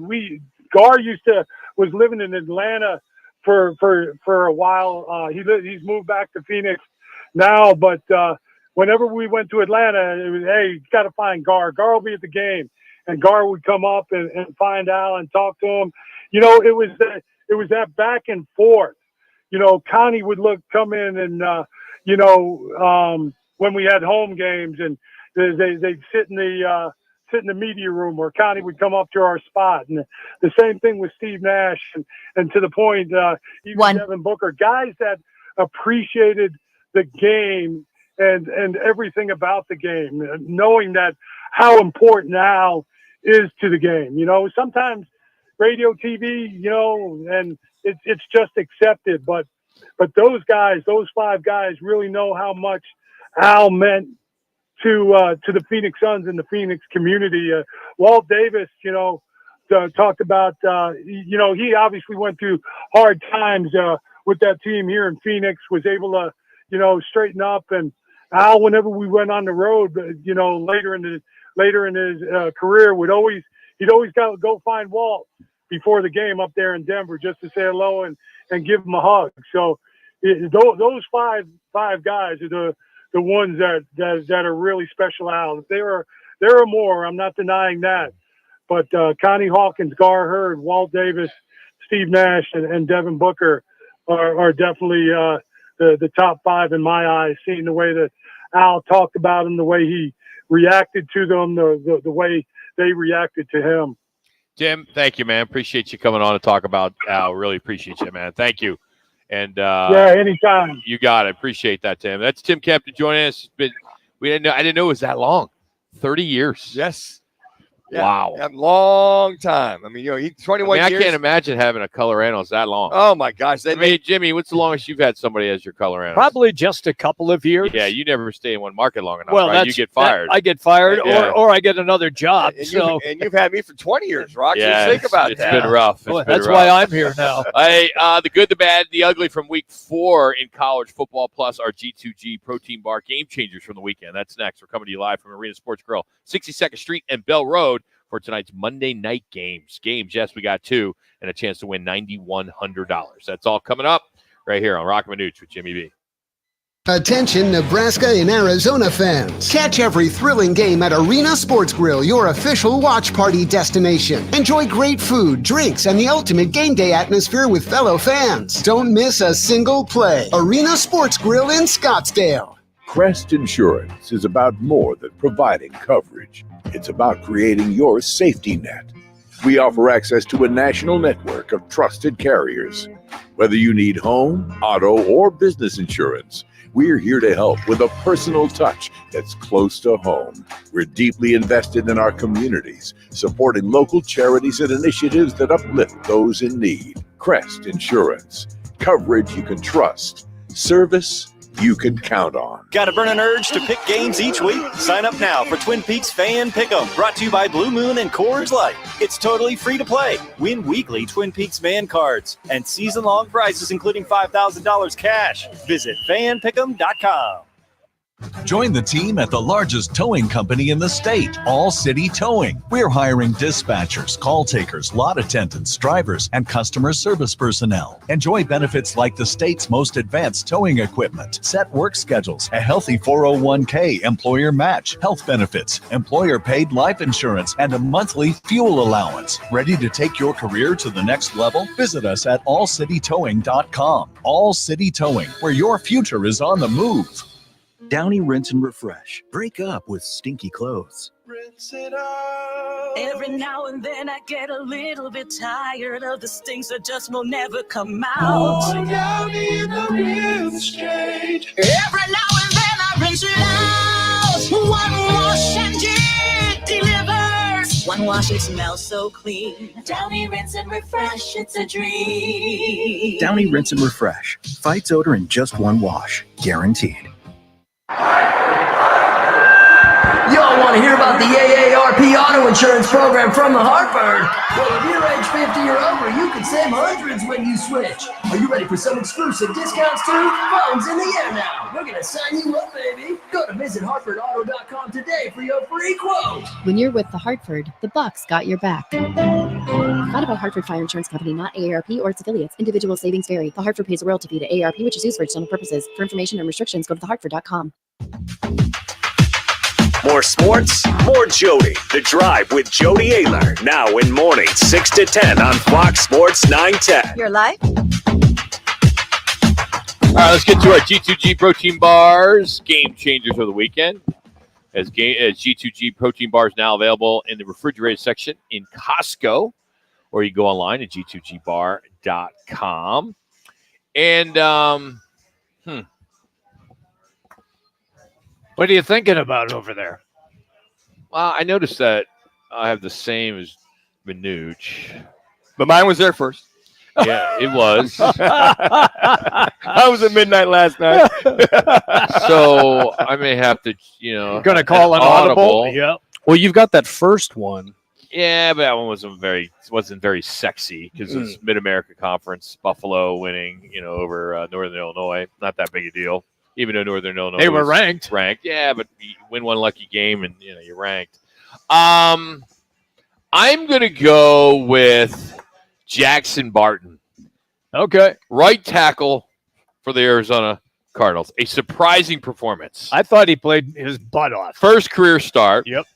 And his first career start, he gets Jimmy B's favorite player, Aiden Hutchinson. I think they're related. And up until he left the game in the fourth quarter with a toe injury, he held his own against a lot of elite players on that Detroit Lion line.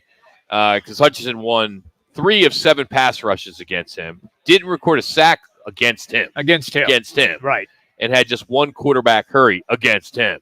So he is my G2G player of the weekend. That's good. Jackson Barton. All right, the guy I'm going to go to that Rock and I both agreed upon was a young man by the name of Alonzo Barnett III. Who? Yeah, who is he? Well, he's the quarterback for James Madison Dukes, who put a whooping on the North Carolina Tar Heels. If you didn't see this, folks, 70-50. Now, the score at halftime was 53-21 at halftime. Who is he? Well, this young man was 22 of 34, almost 400 yards of passing. Averaged about 11.5 yards per throw, had 5 touchdown passes. Oh, by the way, he had 13 rushes for about 100 yards and 2 touchdown runs. He averaged also close to 8 yards per rush. Pretty much had his way. Alonzo Barnett III just put a whooping with his James Madison Dukes, the Dukes, by the way, and flag got after it. So there's a young man right there that's now officially on the radar. And he had maybe 2 or 3 G2G protein bars before the game, during the game, and after the game. And Coach Mac Brown said we should never lose to a group of 5 team. He took total responsibility. Home game. I think the limo was waiting for him at halftime. Yes. To take him away. Unbelievable, this kid, what they did, North Carolina. Did you mention, because I was watching Gulfstream, the race 7, Did you mention his 99 yards on the ground? Yes, I just mentioned that. Yeah. Okay. Yeah. Just And it's didn't almost catch 8 yards that. per average per rush okay. and 2 touchdowns. It's interesting that was your selection because Mac Brown told the news media, none of our players will speak to you. It's just going to be me. And he took all the blame. Rightfully so. Yep. My G2G player will be from the Colorado Buffaloes quarterback Shedeur Sanders. Why? Sanders throws for 341 yards in the rain in the second half, 2 touchdowns. He also had a rushing touchdown in that game, a Hail Mary pass that was perfectly placed into the end zone at the end of the game, and DeJounte Williams made a spectacular diving catch. I thought of Jax. I thought, God, Jax might have been able to come up with that in his days at Montana. So that is my G2G player of the game. And I know you don't like Dion. I know you don't like Colorado Buffaloes, Rock. No, and no one else does either because here they are 3-1 and they don't even get any votes for top 25. Well, they should. Well, no one else likes. I mean, they still lost that game. Well, so would you have given it to him if Baylor won that? So wait, you're telling me if they should have, could have, what the hell? It was they won the game on the last play of the game. Yes, I know. You know who made the hit? Not Shedeur. No, Travis Hunter. Well, then you should give it to him. So Travis Hunter, who had 7 catches for 130-plus yards, and then made the spectacular hit, which caused the fumble. And the ball then rolls out of the end zone. 3-1. Yeah. And AP's not giving them any votes at all. That's okay. That's all right. Wow. They beat a good Baylor team. They are a 11.5-point underdog against UCF this weekend. I can see that. So if they win that, then I would think they get some votes. They would get some votes there. You forgot to talk about the pass that was dropped before the game-winning pass. You're right. So talk about 2 Hail Marys. Yeah. One was dropped. All right, let's move on. It was luck. All right, let's talk about no changes among the top 5 in the latest college coaches poll. Georgia, Texas, Ohio State, Alabama, and Ole Miss are once again leading the nation. Tennessee, Oregon, Penn State, Miami, and Utah, they round out the remainder of the top 5. Michigan took one of the biggest jumps as they jumped 5 spots to number 12. Notre Dame and Clemson, they also went up 4 spots, 14 and 15 respectively. K-State suffered the largest drop, maybe in the history. Ouch. They fell 11 spots, and they're just holding on at number 25. Illinois and BYU ranked 21 and 22 after not being included last week. So Nebraska and Memphis are the only 2 schools that dropped out of the top 25. Now, when you look at the good, the bad, and the ugly, we'll give some love to James Madison. We already talked about that. I think you got to give West Virginia some love. Yes. They had a big comeback, a big weather storm there, a delay. They win by 10 over Kansas. Those delays are tough for any team. Team, yep. And then I think I also want to mention Buffalo. Buffalo got their first win over a ranked team since 2008. But I think you look at the state of Utah. Utah took care of Oklahoma State. Sure did. In Stillwater, right? Yep. Without Cam Rising. Yep. I think that was big. You got to talk about BYU. They just a beat down of the Wildcats. What do you call the Wildcats? Everyone wants to be a Wildcat. Power Cat. EMAW. Every man a Wildcat. I don't think so. Not after that. We have one of those every 4 or 5 years. The bad, I hate to do this, but Arizona State, they averaged nearly 200. Was averaging 230 yards rushing per game, but Texas Tech shut them down. I mean, some comparables when you look at what happened with Arizona Cardinals and Arizona State, both couldn't rush the ball. Scatterbo didn't have one of his games that you want to see out of him, but he's not going to do it all the time. I think also bad. You look at Virginia Tech; they've now lost 12 straight non-conference games against power conference opponents as they lost to Rutgers on the road. Memphis, much like Northern Illinois. The feelings, Memphis got that big win, what was it, a couple weeks ago? Last week, Florida State. And then they lose to Navy 56-44. So they had trouble there. And then bad, just the state of Kansas. Just throw that in there, right? What is that? K-Who? I mean, Ugly. I'm going to make a case for Baylor because they should have won that game. Yes. I mean, you have a 7-point lead with less than 4 minutes left. Yep. In the rain. I don't think the rain. Both teams were playing in the rain, but their defense failed to stop them because that Hail Mary you talked about. Right. But them, Florida International, they lost to Monmouth. FCS. Yes, I don't even know where they are. It's up by New York. Is it New York? Yeah, Did you see how that game ended too? There's a fumble near the end, FIU right? on the 1. Yeah. That was sad to see that. I mean, Houston, it's going to be a long season for them. Is. They got blown out by Cincinnati 34-0. What happened to Houston, right?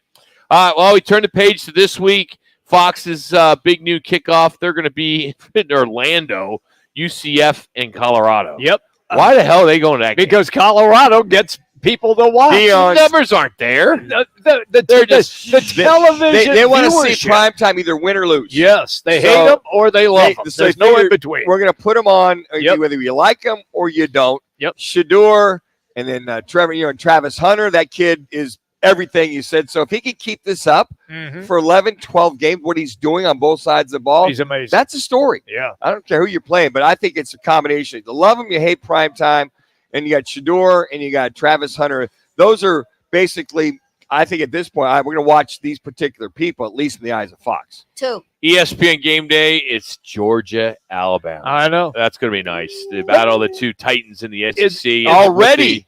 The SEC flipping to a schedule without divisions. This is good that we're going to start seeing these type of games early on. I think that's awesome. And let's be honest. Saban's gone. What did Alabama? He was 8-2 against them in his career. That's pretty good. But if you listen to him now on game day, he's kind of a Georgia fan. Yeah. He's given a lot of love in a lot of stuff I've seen. I told you, people like we're saying, he's not going to be any good on television. Belichick's not going to be. They're both really good. Really good. Kind of rooting for a guy coach too, and Kirby Smart. Well, so you got to give. There's a little bit of bias there too. Young man that he helped raise up, and who he was one of his proteges, coming up. So I think there's a little bit of that bias there as well too. That's gonna be a hell of a game. Talk about a slobber knocker. I mean, already early in the season, those two going at it. I love it. I do too. Yeah, so been some good games with those. Great week of football. Highlighted by my lock. I mean, I clearly Michigan over USC. I don't think I've ever picked Michigan in my life. Wow. How much I hate that school. Michigan. Yeah, hate Michigan. Yeah. Ohio State, man, they just need to wake up and they win. I say that Michigan, talk about big boy pound the ball. They pound it. Hey, USC, you think you might be ready for us? We're gonna hammer you. Where are all the naysayers of Clemson now? I think Clemson has they have found no themselves. transfer portal guys. Yeah, man, these guys they found themselves. They found themselves. Everybody had them done. Yes, completely done. Yep. And here they are. Actually, what does that tell you about dominating. Dabo? Dabo can freaking coach. We all know that. That's another program. Just like people don't like primetime at Colorado, people hate Dabo at Clemson as well. I don't get it. He's such a good guy. I know. Who hates Dabo Sweeney? If you go, people from South Carolina. Oh yeah, that's it. That's it. They don't like him. Everybody else, they don't like him. I love Dabo. So I went. Never heard that. I went to that Clemson. Never heard that. I went to that Clemson South Carolina rivalry game about 5-6 years ago. Yeah, and they can't stand Dabo. Oh yeah. I mean, and they're ruthless as Gamecock fans. I mean, that's a hell of a rivalry. I mean, people think Arizona State, Arizona's a big rivalry. That's not a rivalry. Yeah. This is a big rivalry. When they're saying that, each of them cheat and, how they recruit and all that. It's like, oh, come on. Well, they don't like Dabo. They don't like Dabo because of they're jealous of him. Yeah, they are. And what he does on the field. He's a raw kind of guy. People have, same situation as Dion. Dion is who Never he heard is. that, Jimmy. Oh, absolutely. I've never heard that. Dabo. They don't like that's Dabo. a big. I totally agree with that. My sister and husband went to Clemson. I would compare. I've heard it all. Yeah. And they've been out here for some national I championship would games. compare him basketball to games. prime time and him as on the same page. Well, I would compare him in amount of attention, maybe, but not the same type of attention. Attention. I think it's a different level. I think is. Dabo is more the rah guy. He is more the university rah guy. Yes. I love Dion's about making money rah guy for his team. Anyway, hey, we're gonna catch up with Craig Fouey from ABC 15 Sports next for a little fact or Fouey. We'll talk about Al McCoy, the Cardinals, D-backs, and Sun Devils with him. That's next. It's Roc and Manuch, Jimmy B from Arena Sports Grill in Scottsdale. What's trending on Fox Sports 910 Phoenix? Pac-12's efforts to bring Memphis, Tulane, South Florida, and UTSA from the American Athletic Conference to the Conference of Champions has fallen short. That from a statement from the AAC commissioner. The Cardinals begin preparations for their Week 4 tilt against the Commanders after losing to the Lions yesterday to drop to 1-2 on the season. The D-backs are home for their final 6 games of the regular season, starting with tonight's series opener against the Giants. Eduardo Rodriguez gets the ball. The Suns take the court next Tuesday for the first practice of training camp. Preseason opens October 6th against the Lakers. I'm Frank Garrity on Fox Sports 910, available everywhere on the free iHeartRadio app. Choosing the right lawyer after a car wreck is important. You need to consider the law firm's experience, results, and reputation. Lerner Rowe stands above other law firms when it comes to experience and results, thank you. helping over 150,000 people recover billions of dollars for their injuries. When it comes to reputation, we have thousands of 5-star reviews, and year after year, we have been voted best personal injury law firm in Arizona. Call us today and let us put our experience, proven results, and reputation to work for you. Lerner and Rowe is the way to go. Call 977-1900. Looking for the ultimate spot to watch football with fellow Ohioans in Phoenix? It's Upper Crust Pizza and Wine Bar. Enjoy great pizza, cold drinks, and cheer them on all season long at Upper Crust. Located at the 101 and Cave Creek Road. A small commitment, at least Boys one day ready? a week, helps reduce ground level ozone pollution and helps us all breathe easier. Reduce traffic congestion and ozone-causing emissions by teleworking. Visit maricopa.gov/AQ to learn how you can help. Hey, what are you doing up on the step stool? About to clean these light fixtures. The whole family's coming over. And if there's even a speck of dust in the house, my abuela will find it. Here, I got a Swiffer duster to help with that. A Swiffer what? A Swiffer duster. It has this cool extendable handle that reaches 6 feet to get high and low, with fluffy dusters that easily trap and lock dust. So no more step stool? No more step stool. Easily trap and lock dust from hard-to-reach places with the Swiffer duster. Love it or your money back. The NFL season is underway. Score big with DraftKings Sportsbook, the #1 place to bet touchdowns. New customers download the DraftKings Sportsbook app and use code SPORTS to get $250 in bonus bets when you bet just $5. That's code SPORTS, only on DraftKings. The crown is yours. Gambling problem? Call 1-800-NEXT-STEP. 21 plus, Arizona only. Bonus bets expire 168 hours after issuance. Deposit and eligibility restrictions apply. Terms at dkng.co/ftball. It's time for Fact or Phooey with ABC 15 sports director Craig Phooey. Phooey joins the guys each Monday to break down the top stories of the weekend. And as a reminder, Manuch writes the questions. Now here's ABC 15's Craig Phooey. All right, Craig Phooey joins us now on the Right to It a Guest line. We got him before the Jonathan Gannon presser, so we got to fly through Factor Phooey. So let's get to the first one. Al McCoy will always be top of Mount Rushmore for all-time play-by-play voices for Phoenix sports. Fact or Phooey? I can't imagine. I don't even know why we asked that question. Yeah, fact. You gotta honor him, Rock. You gotta give him a little love here, man. But you're questioning him if he would be on the Mount Rushmore or not. Yeah, right. No, he's probably the only one that deserves to be on Mount Yeah. Rushmore, right? It's just great. It's like there's one. And, we could come up with other guys over the years, but nobody's holding the candle to Al McCoy. Incredible career, broadcasting for the Suns for 51, 52 seasons. I mean, everybody here used to turn the TV volume down, turn up the radio, listen to Al call the games, Shazam. I mean, he's got it all. 3 NBA finals for him. I mean, it's just, and a personable, great human being. Phooey, and just for the sake of this argument, Mount Rushmore, but I talked to Jeff Munn over the weekend, who I find one of the top broadcasters is in town, but we talked about Tom Dillon, being one of the Mount Rushmores, and I think of him, and I think Greg Schulte's right there. Who else do you feel would be somebody that would make the Mount Rushmore of Phoenix play-by-play? Man, play-by-play guys, huh? Yeah. Greg Schulte, you mentioned, Tom Dillon. I mean, you've got guys that are just incredible. Yeah. I mean, the guys that were here historically, and obviously Tim Healy over at ASU's been there forever now. So there's some guys that do a really, really fine job. And Tom Dillon was going when I got here. So I knew Tom very well when he was here. We lived down the street from each other in Ahwatukee. So good guys, great guys. And it's hard to think of anybody else right now other than Al. I think of also George Allen. Remember George Allen? Oh man, yeah. George Allen, George Allen, yeah. In honor of Al McCall, I'll give you a heartbreak, Coach Allen. Oh, brother, when we're talking about the Cardinals, the Arizona Cardinals were shut down by a lineman's team who was just more physically dominant than them. Fact or Phooey? Yeah, physically dominant is the key to that whole thing, man. They just came right at the Cardinals, 186 yards rushing. Between David Montgomery and Jahmyr Gibbs, they just pounded the rock It's incredible what they were able to do. 187 yards rushing, 186 passing. But they just dominated that line of scrimmage, and the game has never changed. It's still about blocking and tackling. So, yeah. Fooey, we had a big discussion about this next question, so I'm really looking forward to getting your answers on this.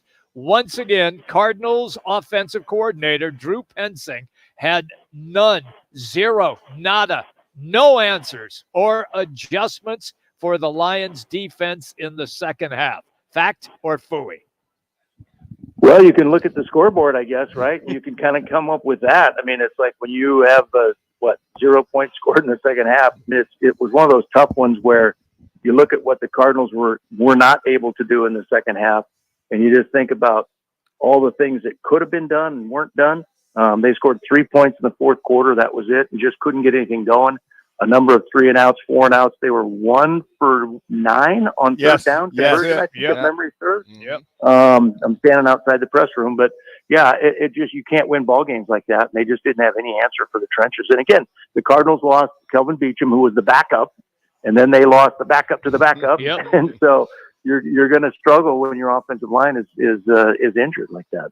All right, Fooey, question number 4. The D-backs must win at least 3 out of 6 to stay in the wild card race and make the playoffs. Factor Fooey. 3 out of 6. Yeah, I think so. The Padres are 3 ahead of them in the wild card. They're tied with the Mets now. The Braves are 2 back. The Braves have 6 home games as well. The first 3 against the Mets, and then the last 3 against the Royals. And then the Mets are on the road. They're playing at the Braves for 3, and then they go up to Milwaukee to play 3 at Milwaukee. So the D-backs, 3 against the Giants, 3 against the Padres, head-to-head in that last 3. They've got to win some games, and they're 5-5 in their last 10, and they did not look good yesterday in the late inning. Looked great early. They scored 7 runs in the third inning, and then they couldn't score after that. So 1 run after that. All right, Tough Coach, one. last question. The Sun Devils must realize they cannot come out flat versus Big 12 opponents, especially on the road, and figure they can win. Fact or Fooey? Fact. They did that for 2 weeks now. They came out flat against Texas State on that Thursday night game a week and a half ago. They came out flat against Texas Tech. And even Kenny said after that Texas State game, he goes, we had 50 missed assignments in the first quarter of that game. We can't have that many missed assignments, right? And that's a lot of guys making mistakes and just knowing what they're supposed to do but not doing it. And you can't do that in any football game. You can't come out flat and play from behind. And again, you spot a team 10, 13, 21 points, you're going to have a tough time fighting back and winning. So you got to come out and fight the whole way through. And you can't have stupid penalties either, right? Taunting. I mean, come on. You get a big sack that would have pinned Texas Tech back and forced them to punt. You have the ball back, and instead you taunt the quarterback, stand over the top of him. You just can't do that kind of crap. Philly, what's on the menu today for the presser? What they got food? What kind of food? Well, I was here earlier. Dennis Gardeck was up earlier and talked about just there's no moral victories here. We find out who we were actually who we thought they were after 3 games. And he said, I think we're a physical fighting team, but we just got out-muscled by the Lions. And then, of course, we'll see what Gannon has to say. He's watched the film, and he's got a new opinion here this afternoon, I think. So maybe we'll see. Yeah, I think they got to get tougher. All right, Philly, thanks for a few minutes. We'll be watching tonight, all the press coverage. Thanks for making it work. All right, guys. You got it. That's Craig Philly joining us for a few minutes as he gets ready for Jonathan Gannon's presser, his weekly presser at 2:45. So we'll move him up about 15 minutes next week so we have a little bit more time to talk to Philly. He's courtesy of Twin Peaks with 5 Valley locations. This week, we will be at the Tempe location. A reminder to sign up for our free pro football pick'em contests. It's fanpick'em.com, presented by Blue Moon and Coors Light. This year, you have a chance to win $5,000. There's never too late because we drop your 4 bad weeks, so you still can get in now. Plus, great weekly prizes, Twin Peaks gift cards. Just head to fanpick'em.com. That's fanpick'em.com. And we were talking earlier about the first 4 weeks of national football. You just don't know. I agree with that. I don't know, but this year seems different, though. Why do you think you've been talking about? Why do you think? Because I gamble more, but so the gambling gods are upon you. We always talk about parity. We talk about parity, yes. I believe. But I remember, and I'm the one who handles the fan pick'em, and I see the numbers. Okay, yep. So we have a lot of people playing, and there are people every week getting 10, 12, 14 wins. Not this year. I mean, so it was easier to pick. And it's just nothing to do with I'm being facetious about gambling, but yeah, I am losing a lot of games. But I'm just saying, but for the pick 'em, you can pick all the underdogs and for the last 3 weeks, and you're probably in the top echelon of your league in picks. And I think some of it is too is you all of a sudden you're seeing quarterbacks who are in the scrap heap. The Sam Darnolds that were come out. Yep, they're with the coach. I'm so happy for that guy. I am too. The way he got beat up in New York with the media there. Oh yeah, I mean, he's a good guy. And then you got Bo Nix. So here's a rookie that he's in the right situation. Going to of all places, Tampa Bay. They played and, great and smoke him. What the? And then you look at and then you see some of the team, and you look at Justin Fields starting 3 games in a row, and they're 3-0 with the Steelers, and then the Panthers, beating the Raiders Andy Las Dalton, Vegas, Andy Dalton, off Red the scrap heap. Rifle. So it's and they just beat him. At one point, it was like 27-10 or 7 or something like that. 27-7. I mean, even I'm watching a game here at Arena, or not that game, but there's 100-something TVs. Right. Yeah. That game was on the corner TV where there's no even chairs to sit and watch it. No one cared. So when you guys hear a coach after it is press to say a lot of guys worried about their business decisions in a game, what would you think about if guys about their business decisions? Your endorsements? I think there's a lot to be true about that. Guys are out there playing. Even Crosby said, look, we got guys that can play. They get on the same page. How are you not on the same page an entire game when you have a team like the Panthers come in here, a downtrodden team? Now, Andy Dalton can help a lot of that, what they want to do. And he did. Versus a second-year kid, and they did. But, man, you hear that sometimes and you go, don't think the coaches don't notice stuff. Talk about playing hard or not playing hard. So, missed tackles, missed assignments. You heard Coach Fui talk about ASU. They had 50-some missed assignments against Texas State that continue against this game. So there's things that if guys aren't focused on what their task is, what they're supposed to do, you can see it. And I think parity, I think the free agency, I think that you've got quarterbacks that are seasoned quarterbacks that are playing again. And then look at Kubiak Jr. He's down there in New Orleans with Derek Carr, fitting him with an offense that works for him, even though they lost yesterday. But I think that there's so many variables that, man, if you don't look at the whole, it's just not your same old Giants or same old Saints. You got to look at the whole game before you do the fan pick 'em. Or if you're going to, like yourself, Rock, bet on some of these games. There's so much more to it.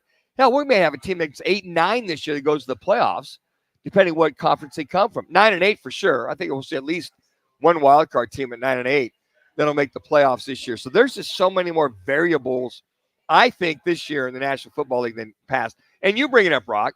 A lot of guys didn't play in the preseason. So all of a sudden, 3-4 games in. But that's been the case for the last few years, hasn't it?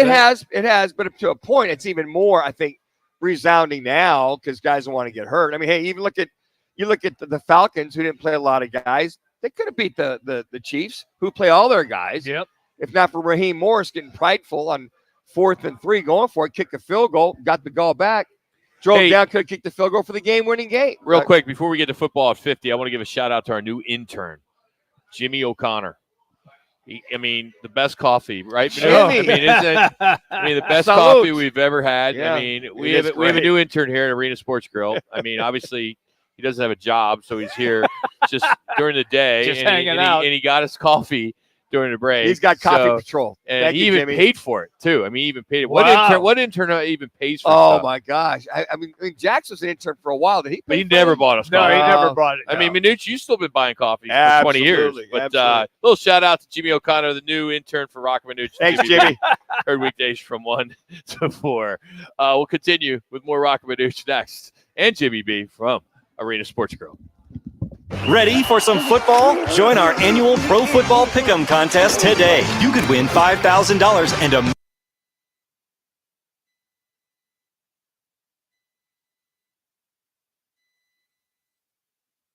Twin Peaks is the best in the game. Here, your favorite drafts are poured at a frosty 29 degrees, and rare barrel-aged whiskeys are served after Rudy's just the interview. way Thank want you. 'em. It's bigger game days and bolder fight nights. Where Go else ahead. can you find a scratch kitchen that always comes in clutch?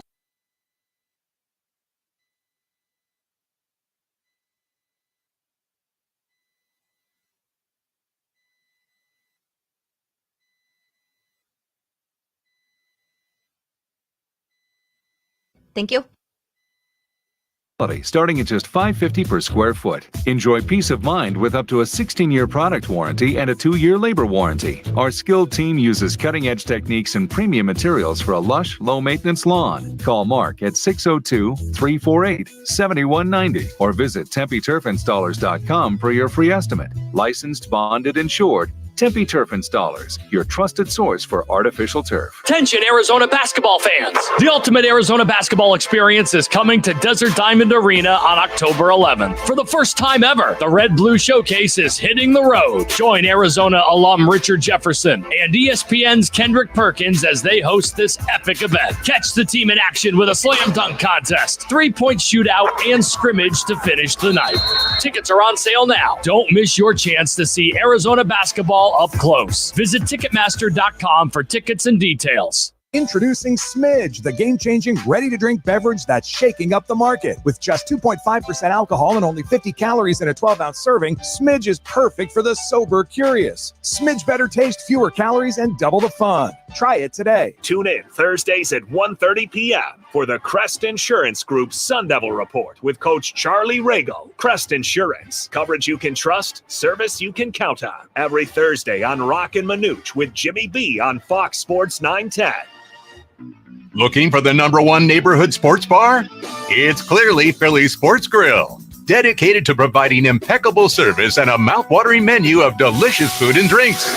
Whether you're cheering for your favorite team or catching the big game, Philly Sports Grill is your ultimate destination. With 4 convenient locations throughout Phoenix and Tempe, you'll get the best sports bar experience.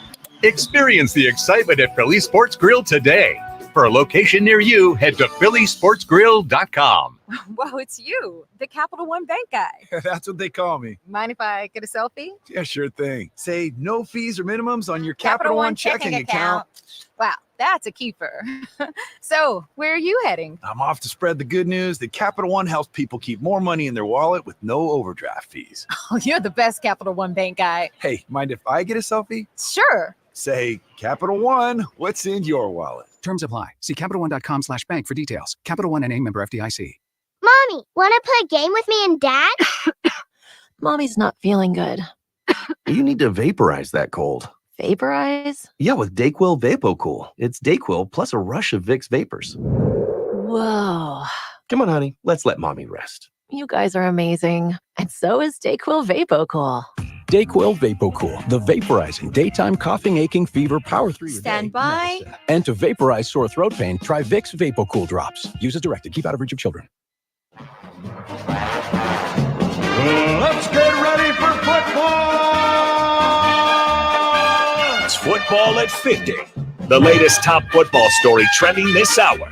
Right here with Roc and Manuch with Jimmy B.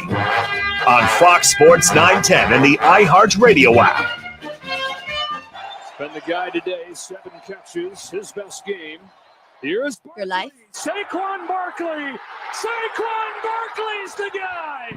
He's going to take it. Touchdown from 65. And when he gets through the second level, he is gone. A great job on the left side there.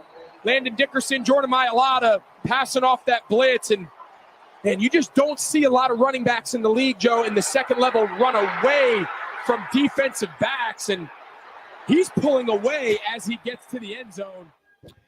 Man, he's still running.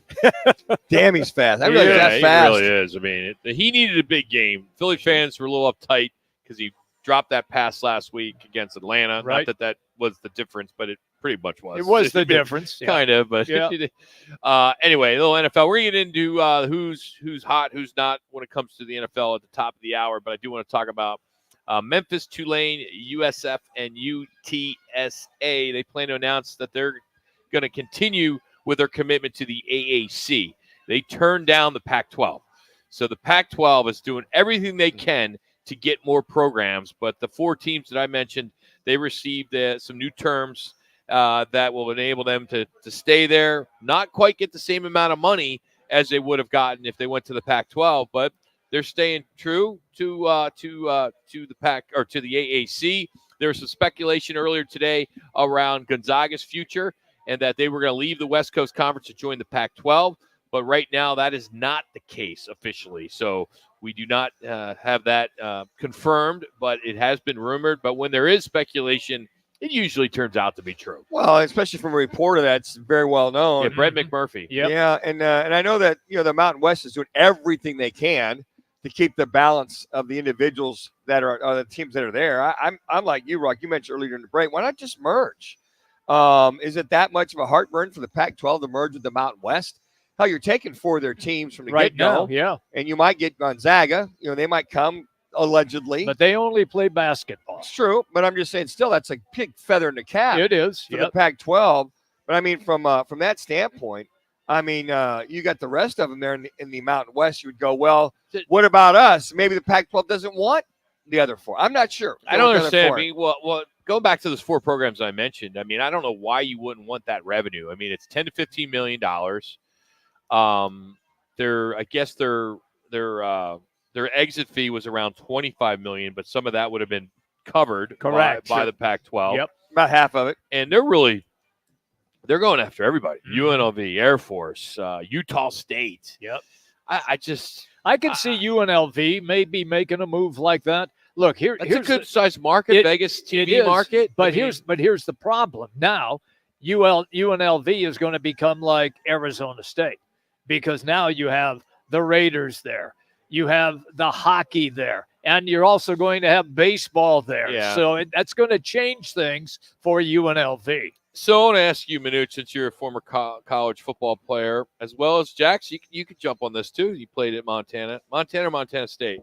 Montana. The Grizz, Rock. Dude, I'm never going to get it. Grizz. It's like, I just don't know. It's a big deal. Just like South Dakota State. I don't know the difference. I just know they're up there. Okay. They're up there in that part of the country. Okay. And they're good FCS schools. They That's are. all I know. All right. What do you guys think about this as former players? If you're a pretty good player, do you feel you could go back now and say, hey, I want some of that NIL money? No. I don't know why I would because never ask maybe that. you were a superstar. You're right. Maybe you're all Big 8. You won some awards. You were used in on the cover of the media guide on the program. You were in some ads. Band Day. I was on the cover on Band Day. It was What? me. I was on for Band Day. Yeah, Is that Band. like Band. we need somebody to come in Band because we're Day. bad? No. Good. Not Band Day. No, I was on the cover with other band members for Band Day. Why the heck would a starting quarterback be tied into the band? Because you got the player. They're like the band. I can't even It's say the it. player. Did you play the flute? Yeah. No. They had the player that You three have or the four band members. pom-poms? Your pom-pom girl? Or you're the flag boy. You're the guy that ran out with the flag. I was the straw. There's that a career in started the that. parade. There's a career in that. Yeah. No, Anyway, I would we're- ethically feel. I would ethically feel. No, I have no right. So what do you There's think nothing I about would- what do you think about Reggie Bush? He is suing Yep. USC, the Pac-12, and the NCAA because he wants compensation for name, image, and likeness when he was with the Trojans. Now, is EA Sports still using Reggie Bush in any of their games or anything like that? Like we saw Sam Keller. I think it's bigger than that. He sees all these revenue streams with TV contracts and merchandise and media rights, and they all tie back to him in his career because he won the Heisman in 2005, and then he got it returned to him this year. He The did. Heisman Trust got it back to him. Yep. That was a separate lawsuit, Right. So now he wants money for. I don't know how. That's water under how the bridge. how he can do that. I mean, because if this happens and if he wins, I was just going to say, holy, Manuch, you know what? Manuch and Jax are going to start calling not attorneys. not even them. It's the guy that comes to mind for me is Johnny Manziel.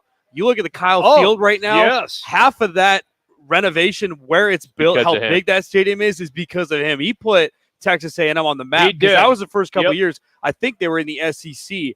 But yeah, a guy would be Johnny Manziel Yeah, to he come was. over. They and were get in some the money. SEC. They were in the SEC because he went into Alabama and beat Alabama. Can you What does imagine? that make you feel about if you're a Reggie Bush fan and to your point, Manuch, come 3. on, the ethical part of it. It's like, come on, Reggie. Do you need money that bad?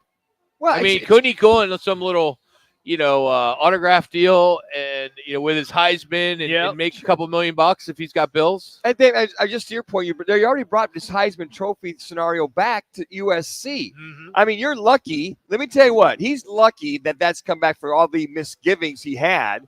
Now, did he know it was illegal or not? Sure, he knows if somebody's paying for your housing for your parents, you're not allowed to do that. So now you're going to say, well, I did that crime. But you know what? I brought you a lot of money, so I want to come back to that and try to recoup what I helped build. I don't see it. I would never even think about. I don't know like that. how you could ethically do that. How a jury, if it went before a jury or a judge, or a judge could do that, because then every player would think, I would open up Pandora's box. I could get money. And for Bush, his banner was put back up at the Coliseum, right? Yeah. His retired numbers back up, with the other Heisman Trophy winners at USC. Yeah. I mean, come on, dude. Really? Do you think he would say all the grief that I went through, or all the stuff that I was accused for the last couple of years? Would he kind of go on that as his excuse? They found it to be factual. He would say these folks were getting paid to take care of that house. But he had 15 years of not having the Heisman. I'm just saying, for his side. Money he would have made? Yeah. Well, he was working for Fox. But don't you think most of us people, or even sponsors and people are out there looking at it like, hey, we know you won the Heisman. We watched you. Yeah, it's just like when they take wins away, like Penn State or somebody like that. Come on, you won that game. I was there from Ohio State. Well, doesn't he get? You would think he gets appearance fees. You're going wherever now. That would be enough to, hey, I helped build USC. If they bring you back, all right, here's your appearance fee. He didn't help build USC. Well, I mean, that era, those championship games. But I'm just saying. I see that. I see greed, number one. Number two, I want to get a piece of this that's going to be, seems like 30? It's a thing right now. It's lawyers. That's what it is. They're in his ear saying, hey, we can make some money. It's not going to cost you a dime. And if we win, just like, Kevin Rowler interacting a check, you don't have to pay unless they win. Rock, to your point, if he wins this, they'll be lined up. Oh my God! Even door. the Jacks of the world, he was on the cover of the program against Montana State, and I'm on the cover of K-State for Band Day. I'm on the cover. Hey, who's up? Who's down? Whose season is already over? We'll talk about that next.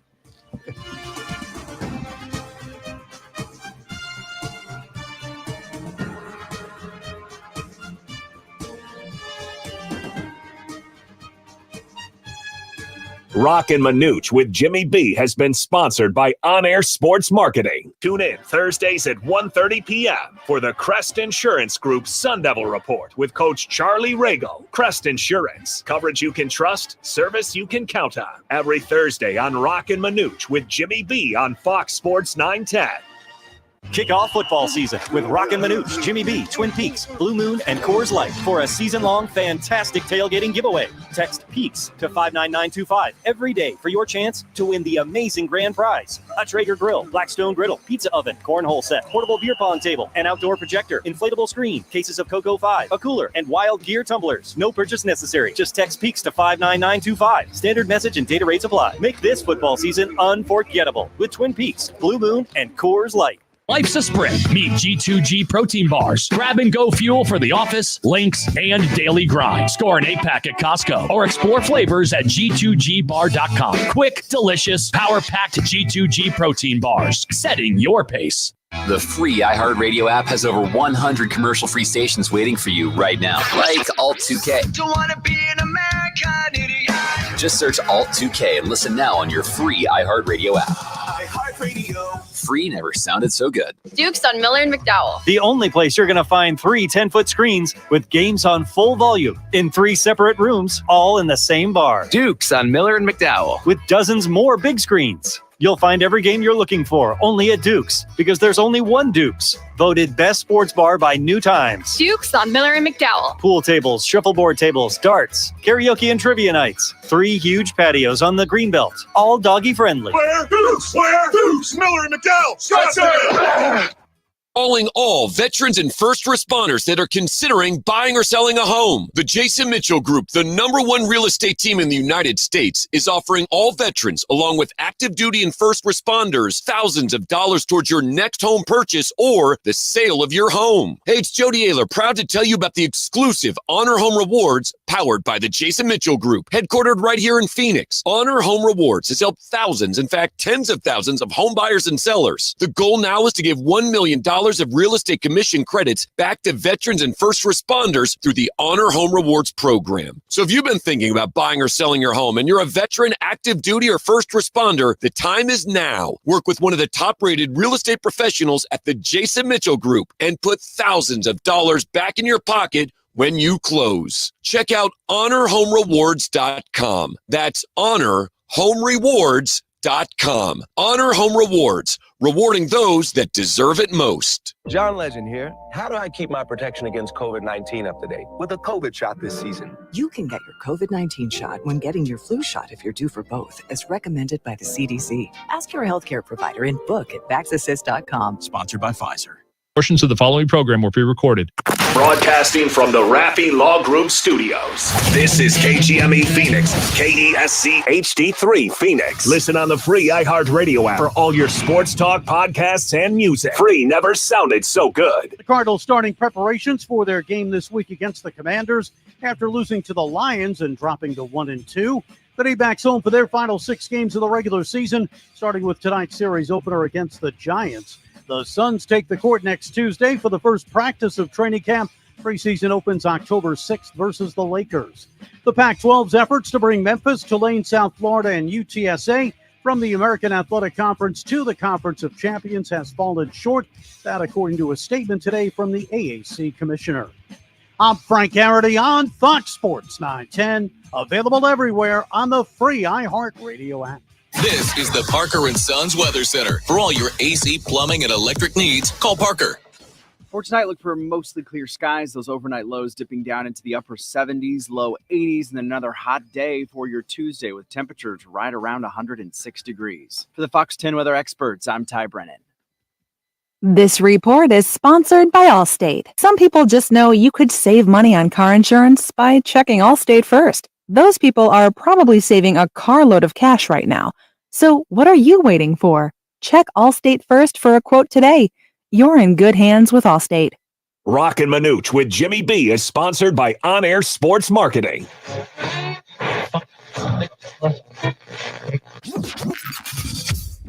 Calling all sports with Roc and Manuch with Jimmy B. Proudly sponsored by On Air Sports Marketing. And is powered by the injury attorneys Lerner and Rowe. In a wreck and need a check? Make one call, that's all. 602-977-1900. Your life? Always online at lernerandrowe.com. Now time for Calling All Sports with Roc and Manuch with Jimmy B on Fox Sports 910. Having a good Monday. Roc and Manuch with Jimmy B out here at Arena Sports Grill in Scottsdale, 62nd Street and Bell Road, as our home tonight for 2 Monday night games. First one's going to get started about an hour and 15 minutes between the Jags and the Bills, and then about 5:15 at normal time for Monday Night Football. It will be the Bengals and the Commanders. That's the Cardinals' next opponent, and we're doing some pretty cool stuff here at Arena Sports Grill, doing something a little bit different. We'll be doing our throw for dough with the dice. Looking forward to that, where you'll have an opportunity, 20 of you, to roll the dice for $9,100. Or if you don't roll Fox 910, that's what you need to roll to get the $9,100. If you roll, 6 of us, the Roc and Manuch with Jimmy B photo, which is the caricature, or the logo, we'll give you a big screen TV up to 85 inches. 3 of a kind, $25 Arena gift card. 4 of a kind, a $50 Arena gift card. And 5 of a kind, a $100 Arena gift card. Also, we'll have some drawings that we'll do probably between the first and second quarter of that second game. Arizona men's basketball tickets at Desert Diamond Arena on October 11th. We got 4 pairs for the red and white showcase. And if you want to go watch ASU on November 9th against UCF, we'll have a pair of those to give away and some gift cards. So that's all going on tonight. And the debut, kind of the Roc and Manuch Amber, which I got to tell you, I don't drink a lot of beer. I drink a ton. I was just going to say, and what a liar. Thanks for clarifying that. It tastes so much like Dos Equis Amber. I mean, you would think it's the same. Like if you got a Dos Equis Amber draft, or better yet, a bottle, and then you poured it in a glass, and then you poured a Roc and Manuch draft Amber, you would think that they're identical. I mean, that's pretty damn good. It's good stuff. We'd be really close like that. We upgraded from what we had before, which wasn't bad. Not knocking the old one, but it just wasn't selling. Yeah. So we've stepped it up, and it's a very good comparable. Yeah, we got. It's excellent comp. So $5 pints tonight, $6 22 ounce for tonight's game. As people are starting to roll in here, some friends. It's amazing. A lot of people just don't work.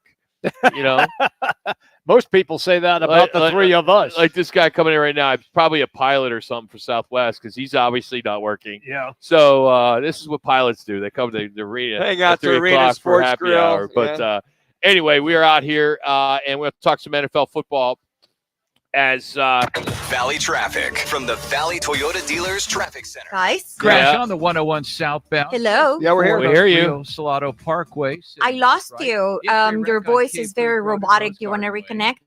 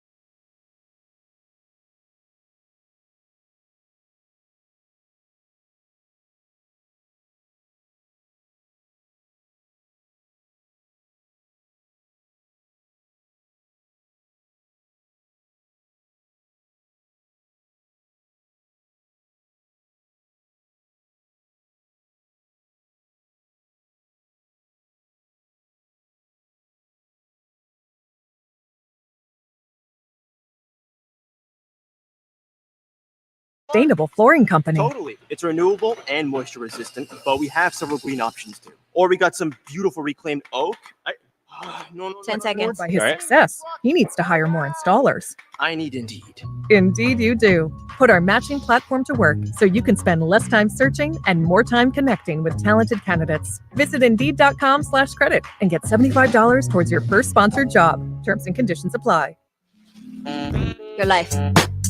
All right, I don't know what it is. We were talking about the new Roc and Manuch Amber, and we went off the air with technical issues, but we're back. Let's get into the upsets that littered week 3 of the Sunday slate.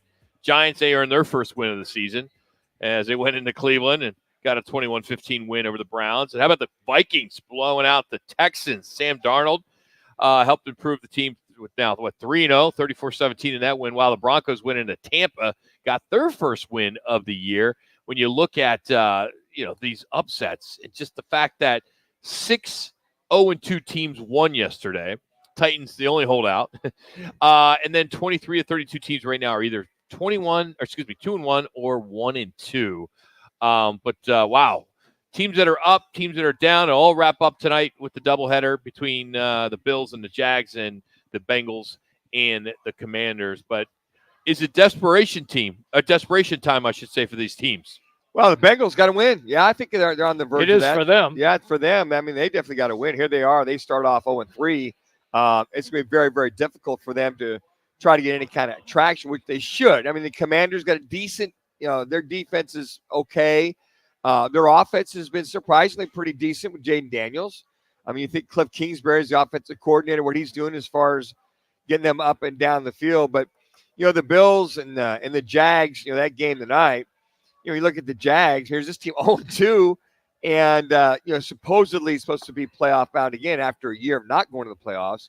And again, the Bills are playing really good, solid football. So just taking care of business up there in Orchard Park is going to be the main focus for the Bills. So historically speaking, when you fall 0-3, it's basically a death sentence when it comes to the postseason.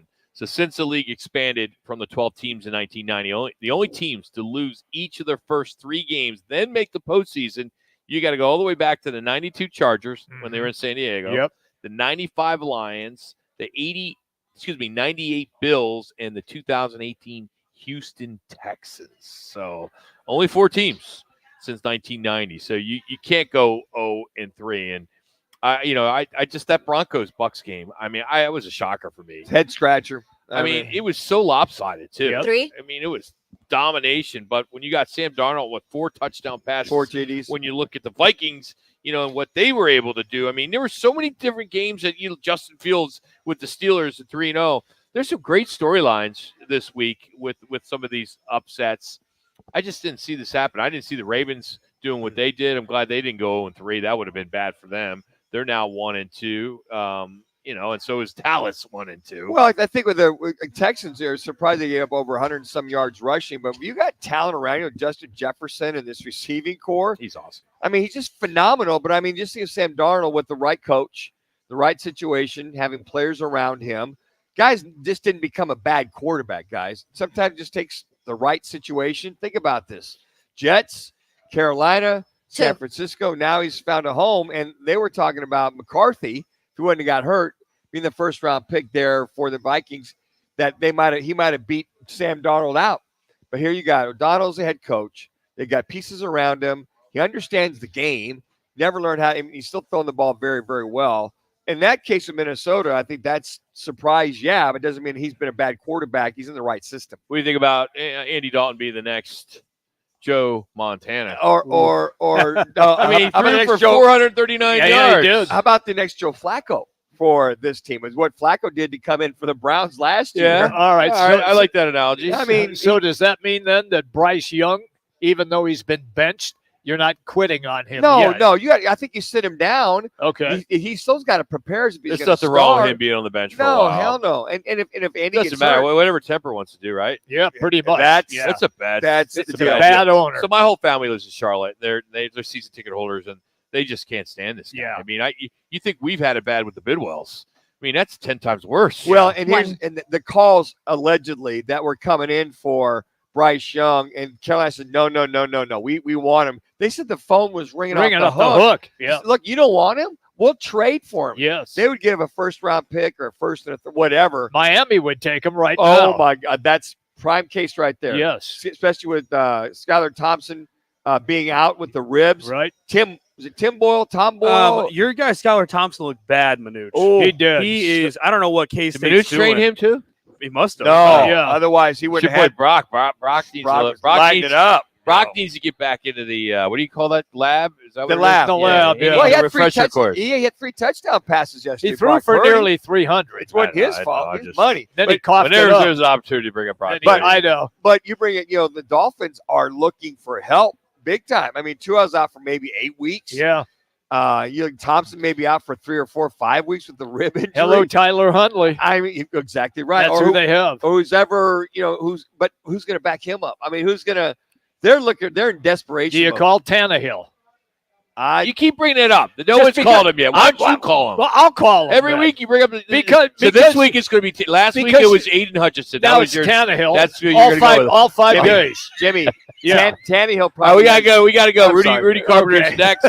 Frank Sanders after that. It's Roc and Manuch and Jimmy B out here at Arena Sports Grill, 62nd Street and Bell Road. That is our home tonight for Monday Night Football. 2 games, 4:15 and 5:15. An opportunity to win $9,100.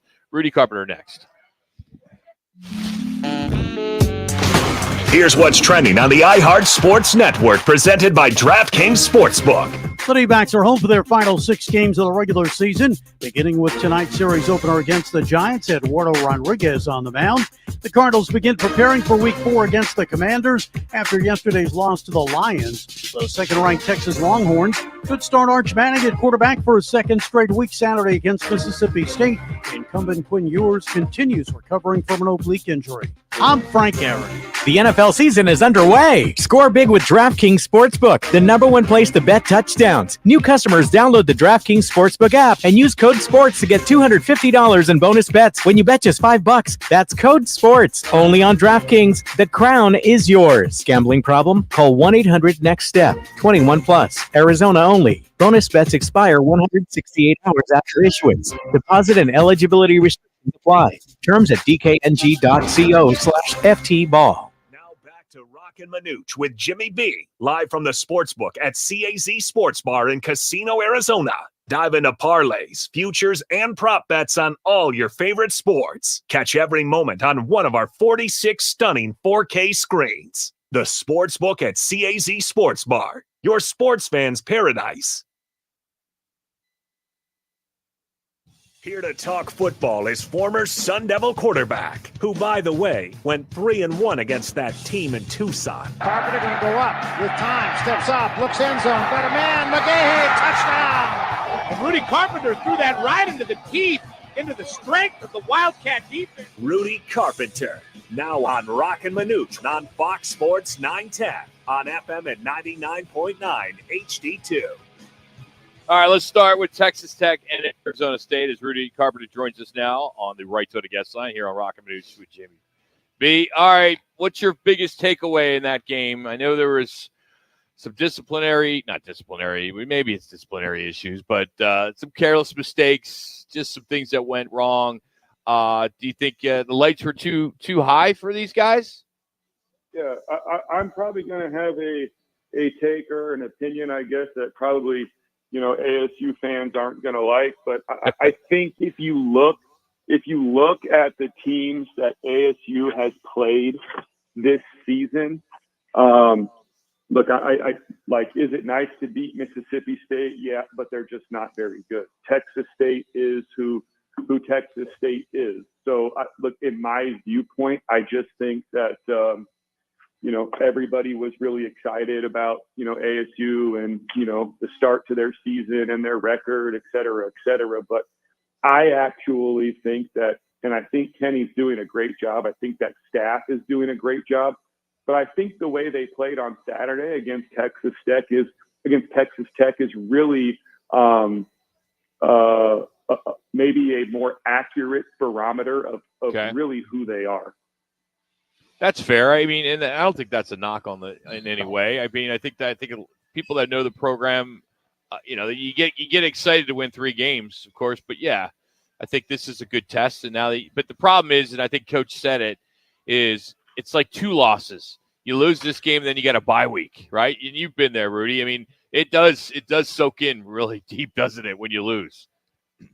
Yeah, I mean, it in my viewpoint, it always sucks going into your bye week with a loss because, it just lingers, it lingers,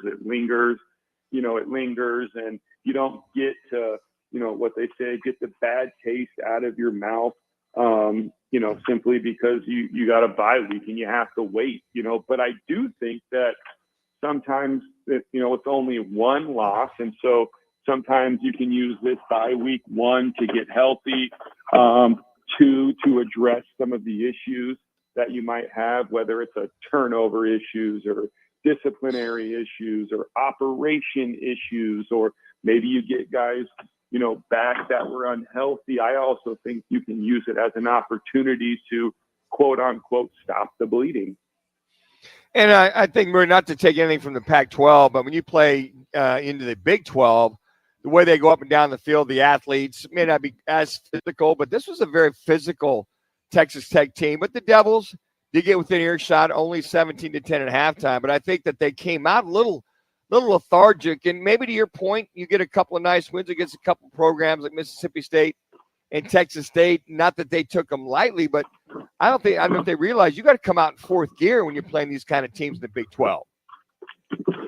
Oh, yeah. I mean, I think that's one of the big differences when you look at a team like Texas Tech compared to Texas State. It's like, maybe the starting units might be similar in skill, but when you really get into the depth, of some of these programs, that's when you really start to see the disparity. And I think, you saw that a little bit, as the game wore on with Texas Tech. They're just a little bit deeper in talent, a little bit deeper in toughness, and overall, that showed as the game, kind of went on. It also sucks, when you have a guy like, I think his name is Jalen Conyers, right, who played for you last year. Now he's at Texas Tech scoring a touchdown. It's like, those things, don't feel good either. So when you look at this team, as Rock alluded to, the week off, you got KU coming in 2 weeks, first Big 12 home opener. What would be some of the things you would recommend you'd like to see them focus on as the Jayhawks come to town in 2 weeks? Well, I think the Kansas team's a pretty interesting team. They've been decent on offense. They've been decent on defense this year. They've been challenged. Their quarterback, Jalen Daniels, for Kansas is an interesting player. Their coaching staff, I think, at Kansas has done a really, really good job with that program. To me, I think one of the things I'd like to see ASU, and I don't think people will be surprised because of my position, but I'd like to see them get the passing game going. I'd like to see them get the explosive plays going. Obviously you've got Cam Scadaboo, and he does a nice job in the run game. And I think, ultimately the goal is you get that run game going. Let's force teams to bring a safety down the box, force teams to play us with some single high zone coverage or some single high man coverage, then give us a chance to play action pass and try to hit some explosives. And I think that's, in my viewpoint, without all of the stats in front of me and without watching the, all 22 tape, it's something that just by watching the game, I haven't seen a ton of, which is the big explosive pass plays down the field. Rudy, before we get to talking about the Cardinals, are you aware this Alonzo Barnett kid at James Madison had the 7 touchdowns combined, 5 throwing and 2 that smoked North Carolina? Were you aware of this kid at all? No, I haven't seen the kid play at all, to be fair. Haven't seen him. I don't know a ton about him. Obviously, he's now on the radar. Yeah. But what I will say is that me personally, I think JMU, James Madison, has been one of the most underrated programs, over the last 3 or 4 years in the FCS level. Rudy, when you look at the performance of Kyler Murray, not looking for a grade per se, but your overall take on what you saw. You didn't play bad. You didn't lose because of Kyler Murray. Mm-hmm. But I'm going to say what I feel like I've been saying for the last couple of years. In order for the Cardinals to win the way that he played last week is how he has to play every single game in order for them to have a chance to win.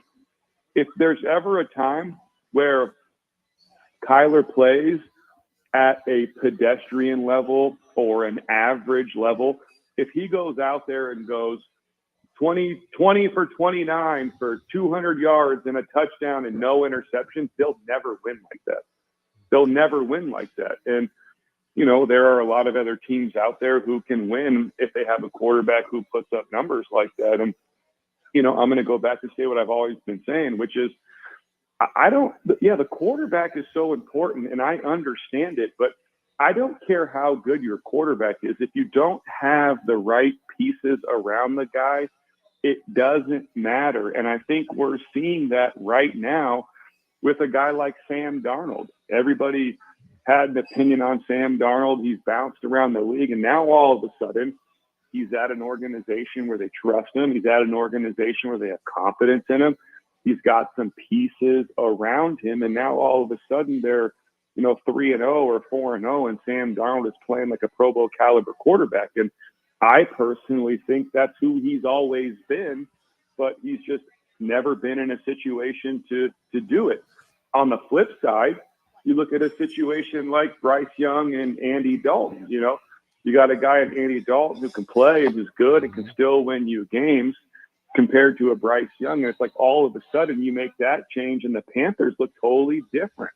And I think it goes back to what we've been hearing Tom Brady say, which is we're drafting these young quarterbacks, we're forcing them to play whether or not they have the pieces around them or not. and we're dumbing the game down and, forcing these guys to go out there and play. And I think now with Kyler, to bring it back to the Cardinals, is he played pretty good throughout times in his first couple of years, forced the Cardinals to give him a massive deal. And now, I still think they have some money, but at the end of the day, they have never gone out there since he's been here and tried to actually put the pieces around him to make a Super Bowl push or a Super Bowl run. Rudy, quickly, how disappointed were you that they couldn't run the football? I mean, James Conner runs for 17 yards. That's it. Was that just because of the Lions' front seven? Again, it's hard for me to say without really watching the all 22. I believe James Conner was rushing for 100 yards or something, at least in almost every game up until this point, or at least was close to it. So for him to only go for 17 yards was obviously bad, and nobody else, really did anything. And again, it just goes back to what I've been saying, which is you have to have Kyler Murray playing at a superhuman level every single week to even have a chance to win. Now, I don't know if I went back and watched the all 22, I might say, oh, they gave up on the run too early, or, oh, they could have done this and they could have done that. But I also know that the way the Detroit Lions play, the way that front seven is, the way Aiden Hutchinson is, the way their head coach, Dan Campbell, is, that's a guy who's going to build that team from the inside out, offensive and defensive line first. And that's what they preach in that organization, is we're going to run the ball and win by running the ball and basically inserting, our power on people, and we're going to insert our will over these teams. And then we're going to come out and stop the run and force teams to be one-dimensional. And that's, really when the Lions are playing good, what they've been able to do to teams. He's Rudy Carpenter. Follow him on Twitter at RudyGCarp12. Always joins us, or always has a lot to say when he joins us on Monday. Go ahead. Let me say this. Sorry. When you look at the Arizona Cardinals, Dan, who are they? What's their identity? But when you look across at the Detroit Lions, you know what their identity is. Yep. And I just think that's the problem with the Arizona Cardinals. I would agree. Twofold, you're preaching the choir with that one, too. We'll leave it at that, but you're right on. You're physical, and they're there. Thanks, Rudy. Appreciate it, buddy. Rudy Carpenter joining us, as he does each and every week. As I mentioned, brought to you by All City Towing. Join the team at the largest towing company in the state. That's All City Towing.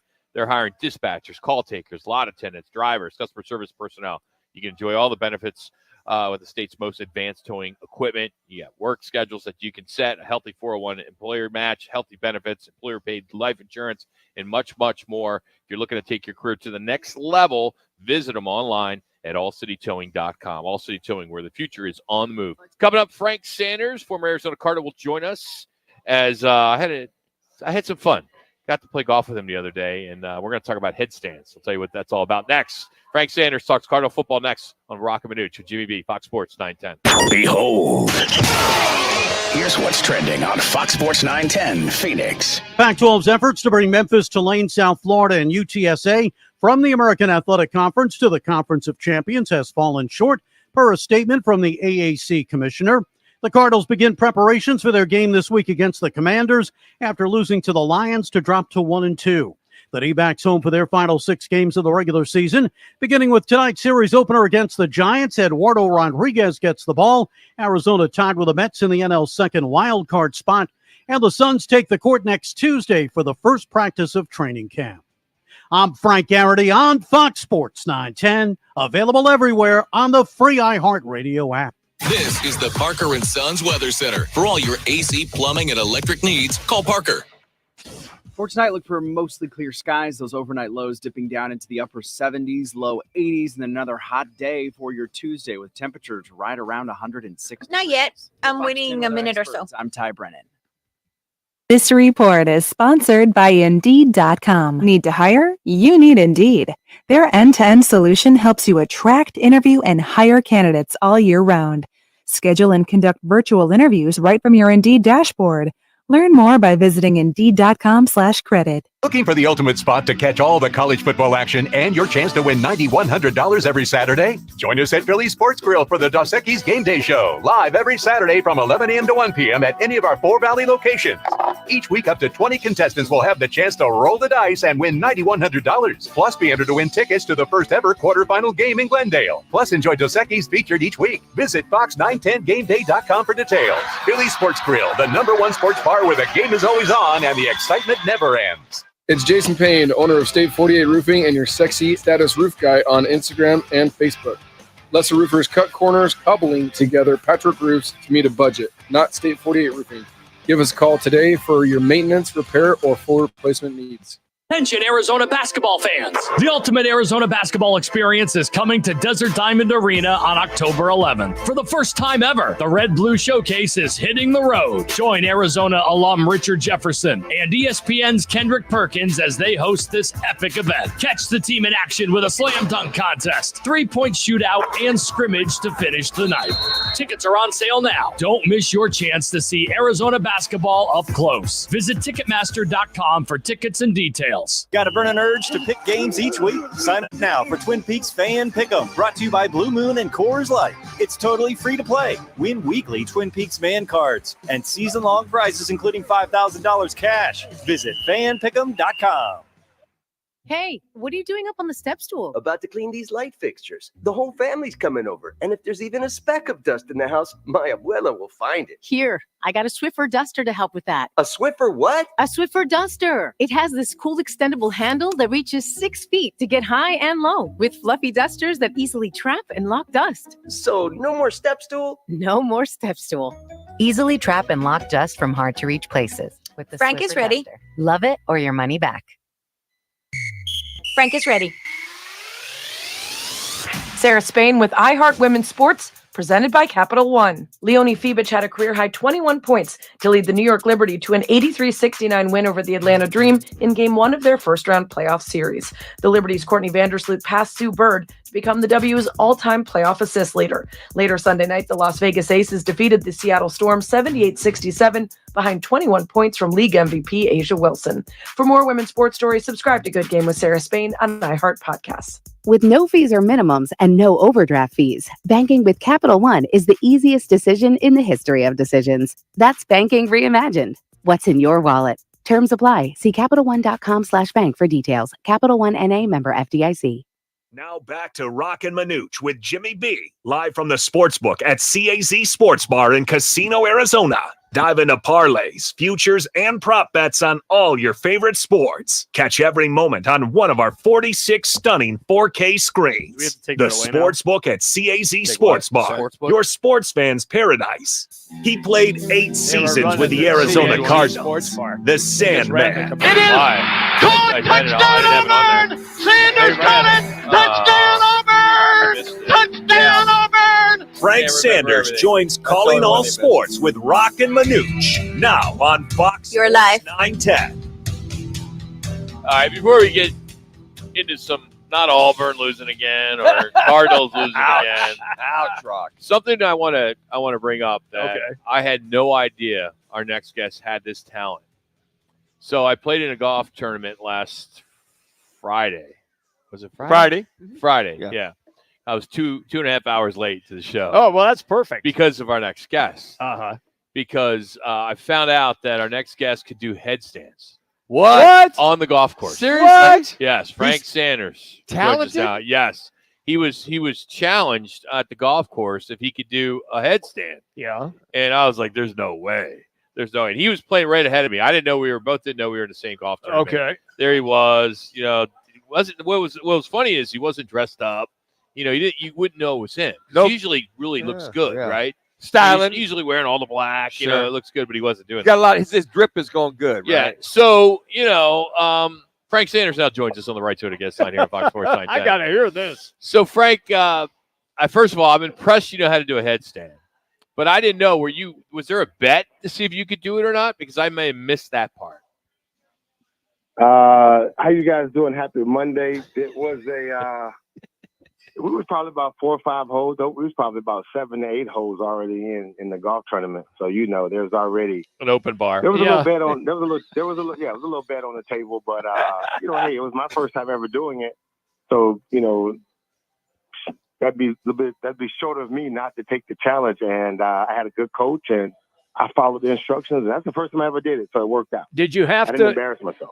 I knew you wouldn't do that, but did you have to hold that headstand for like 4 or 5 seconds before it was approved, or what? He did. You did? Yeah, I did. Rock's right there. He saw it, man. I was pretty impressed with it. Surprisingly that Rock didn't do it himself. No way. He said, no, thank you. I didn't want to look like an idiot. Are you kidding me? I mean, because if it doesn't work, he's lucky because he's a former professional athlete. I'm not. Sure. I mean, Manuch probably could do it. And you said 4 or 5. I went, easy. 4 or 5 holes. I just said 4 or 5 drinks in. Yeah, same thing. He drinks. It's a drink a hole. Well, that's a true athlete right there. You can do that with some slight beverages going on there, Frank. Hey, brother. Hey, sometimes you got it, sometimes you don't. But Rock was there. I wasn't going to embarrass myself in front of Rock. That's no way. It's a different. And I found out a different show if Rock had saw me mess up. True, and I finally found out what P&P was. P&P. Yeah. Does anybody know what P&P is? I don't want. I'm almost afraid to ask. Yeah, I want to take a stab at it. Patron and pineapple. Woo! P&P. P&P. I learned something, Frank. Thanks, buddy. Very high class, Frank. It's delicious, brother. Look, the tournament was great. You do handstands when you do P&P. It must have been good. Happy Monday. Yeah. So, your initial thoughts on what we saw yesterday with the Cardinals and the Lions? Okay, just honestly, I thought the game was a well-coached game. Okay. And I thought it was a really good match, a head match. When I'm talking about that, coach versus coach, game plan versus game plan, and the adjustments that needed to be made to give yourself the best opportunity versus a very good Detroit Lion. And I'm speaking primarily from the Arizona Cardinals side. However, when you look at what the Cardinals did versus them, I mean, they made some plays and they put themselves in good positions, to really win that ball game. Unfortunately, a couple of plays here or there, the Cardinals probably could have won the game. I mean, and that would have been a couple great plays. But when you look at the numbers, and the statistical numbers on third down, the Cardinals were 1 for 9. They had a total of 53 total plays offensively, and they were less than 13 minutes than the opponent. So those numbers don't really match for the opportunity to win the game. But like I said before, a couple of plays here or there, they probably could have eked out with a win. The other thing too is I will disagree in one area, Frank. I just don't see Drew Petzing in that second half.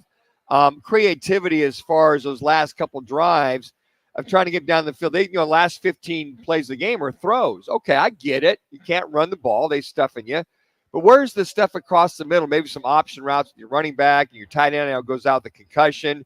I just didn't see anything across the middle, and it seemed as though, I just want to get your take on this, some of those balls that were thrown along the left sideline were 50-50 balls, or maybe give their defensive corners a little more credit. I just am not seeing the creativity or adjustments by Drew Petzing in the second half when teams stymie his run game.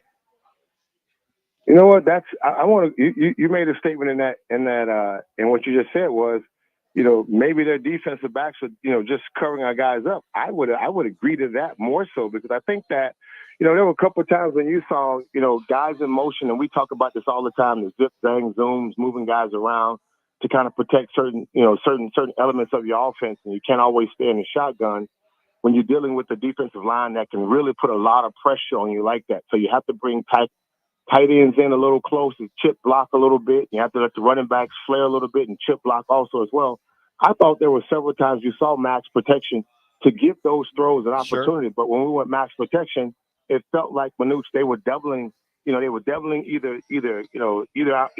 Maserati, sure, or they was over there on Mike Wilson with a single man coverage, and they was bracketing Trey Benson from the end, Trey McBride from the inside. So again, that's why I say the game plan is, you have to watch what coaches are doing to try to offset what you think you're good at. And we know the last couple of weeks have been all Marvin Harrison and for the most part, dink and dunk with everybody else. But the defense that we played was a very, very good defense, a well-coached defense. And so the head games and the chess match between the two coaches and, Drew Petzing trying to make plays and, trying to get guys in a position to make plays.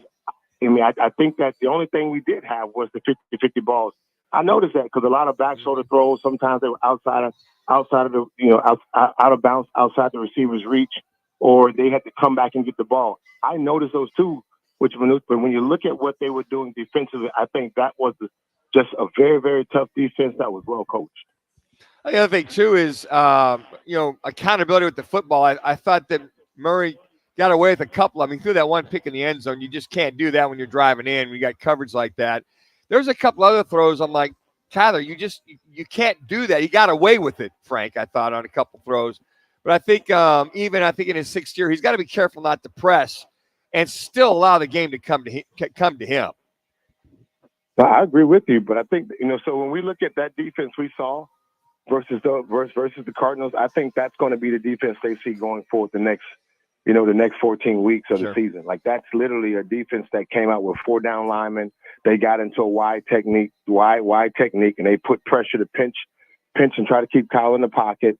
They had a nice cloud coverage on the backside. That's either cover 4 or cover 2. They doubled every now and then, but more than likely, that's a defense we will see. And when you say we have to, allow it to come to us, again, we can go through the conversation and say last week the Rams were beat up. Well, this week we knew our offensive line was beat up. We knew we didn't have the best offensive line versus, a very, very tumultuous defensive line in the Detroit Lions. But we tried our. He dropped? Oh, he dropped him on a cell phone. And we saw him, kind of look a little bit razzled at times. Frank Sanders is our guest on the Right Toyota guest line. Frank, I want to ask you this. As a former player, have your offensive linemen, when you had caught a ball and you were struggling to make extra yards, come over and ever picked you up and carried you 5 to 8 yards for a first down? Because that's exactly what the Lions did with running back David Montgomery. It is the best free ride you'll ever get. Sure. On the football field. Uh-huh. Yes, they did, man. It's the best free ride you'll ever get. That's what you're hoping for. I mean, one of the best things I always hear, Lomas Brown or Larry Center says, if you catch that ball, we coming. And so that means if anyone's trying to stand me up, they got me. They're going to push that pile and try to get us some extra yards. That is something that when you look at it, that's why I say you look at a well-coached team that they want to enforce they want to impose their will against you. And when you have an offensive line or defensive line that'll run down the field to get to that ball and either try to, give you more yards or take away those yards, that's what you want to see, because that's the extra effort you need out of your team. Frank, real quick before we leave, it was great to see you talk about Michael Wilson. Nice to see him get 8 balls in that game yesterday. And you think about it, hey, they got 13 balls between he and Marvin Harrison. At least the attempt or getting the ball to him. I thought that was big growth for him. I think big growth for this offense to see him get that involved. No, I agree with you. I mean, I'm looking for big things out of both of these guys. I just know that as the season progresses, every defense is going to have its attempt to try to stop Kyler. And if they do that, they're going to bracket everybody else on the outside. I was happy to see him catch balls and make plays. I know he's not a third wheel in our offense, but I definitely believe he can be a guy that can, if something happens to Marvin, he can be a guy that can go out and make plays. We got young receivers and a young tight end, a young core guys that we're asking a lot of. And the only veterans we have is JC, that's James Conner and Kyler for the most part. And that's not really, time and tenure. I'm happy for Michael, for him to get out and make some plays. I'm glad we threw the ball and got some guys an opportunity to catch the ball. I want to see more of those slants and those back shoulder throws, sometimes those one-steppers, try to get the ball in the hand a lot faster, some shallow crosses, some drags that kind of, allow them to use their speed in their body. Again, I'm excited about what we have right now athletically. Michael did a good job, man, and he showed up and he made some plays. How difficult was it for you to watch with the stadium, almost 3/4 Detroit Lion fans? It looked like a Lions home game. Hawaiian blue like a big dog. Man, it's to be expected. That's one of the things I will say about our schedule this year. Fans that are listening to us on the radio and the ones that are not even just listening to us online, however they are listening to us, you have to know that your presence is needed and it's valuable, because the teams we're playing this year, their fan base will travel and travel well. They will do, and they look forward to coming to take over your stadium. It's not a beautiful picture, man, from what we had the week before, but I hope that it gets better as the season progresses for us to show up to the games. Frank, have you gone to the dry cleaner this week to get your outfit all ready for Thursday? I mean, what color you want me to wear? What do you need me to wear to match? No, brother, you tell me what you want me to wear, and I got you. Or let's go buy something and let's figure it out, my man. But also, don't forget to bring my gifts. I got them. They're in my car right now. Manuch, the there Christmas we gift. go. Oh, yes. The Sanders 81 golf balls. Absolutely. Yeah. What he doesn't realize, though, he's gone, right? Is he off? No, he's still there. No, I'm still here. I'm listening, brother. Go ahead. So what I did on these TP5s, good ones, good balls, I put his phone number. Oh. If found, please return to Frank Sanders. Because Frank's one of those guys that'll look for his ball for like a half hour. Oh, no, yeah. Before moving on. Believe me, it was a 6-hour round. That's why I was 2 hours late. Oh, I see. And he was ahead of us. And they had nobody ahead of him. Yeah, man, Ridiculous. Frank. Jeez, get all the money in the world. He's looking for his ball for a half hour. Let's go. Well, move on, man. All right, Frank, we'll talk. Love you, Frank. Maybe we get those bowling pants out like you did the Phoenix Open about 6 years ago.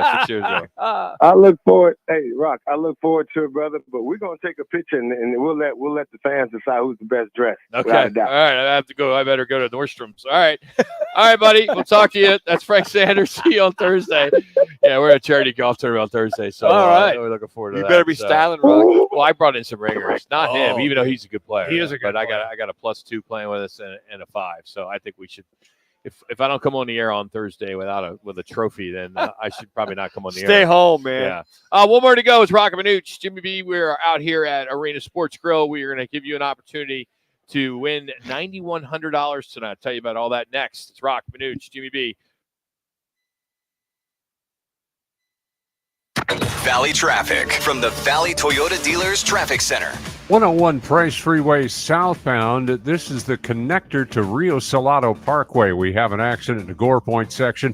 101 Price Freeway southbound connector to US 60. We have an accident blocking up the right-hand lane. This report is sponsored by Pfizer. Don Legend here. How do I keep my protection against COVID-19 up to date with a COVID shot this season? You can get your COVID-19 shot when getting your flu shot if you're due for both, as recommended by the CDC. Ask your healthcare provider and book at vaxassist.com. Sponsored by Pfizer. Hey, sports fans, celebrate every big game with El Bandito Yankee, an ultra-premium tequila made from 100% Blue Weber agave in the highlands of Jalisco. Their certified additive-free Blanco and Reposado feature a unique oxygenation process for a rich smoothness without that tequila burn. That's why they've won platinum and gold medals and are now listed as one of the world's top tequilas by Rolling Stone. Head over to your local store, favorite bar, or restaurant and enjoy. Go to elbanditoyankee.com and break out the Bandito with the official tequila of game day. Attention drivers, your safety matters. All City Towing, Arizona's largest towing storage services contractor, proudly sponsors the Move Over Law. When you see flashing lights, remember to move over and slow down. Together, we can protect our roadside heroes. Drive safe, Arizona. Sponsored by All City Towing. Twin Peaks is the best in the game. Here, the ultimate lunch lineup boasts wall-to-wall sports and scenic views. When you're hungry and in a hurry, the Scratch Kitchen delivers lunch in the clutch. I mean, where else can you order a 29-degree draft beer and a quickie combo on your lunch break? Only at Twin Peaks, the #1 sports bar. Twin Peaks Scratch Kitchen scores every time. Dig into hand-smashed burgers, chef-inspired flatbreads, and more at your local lodge. Envision a stunning putting green or a flawless lawn. With Tempe Turf installers, it's yours for just $550 per square foot. Enjoy up to a 16-year warranty and 2 years of labor coverage. Call Mark at 602-348-7190 or visit TempeTurfInstallers.com for your free estimate.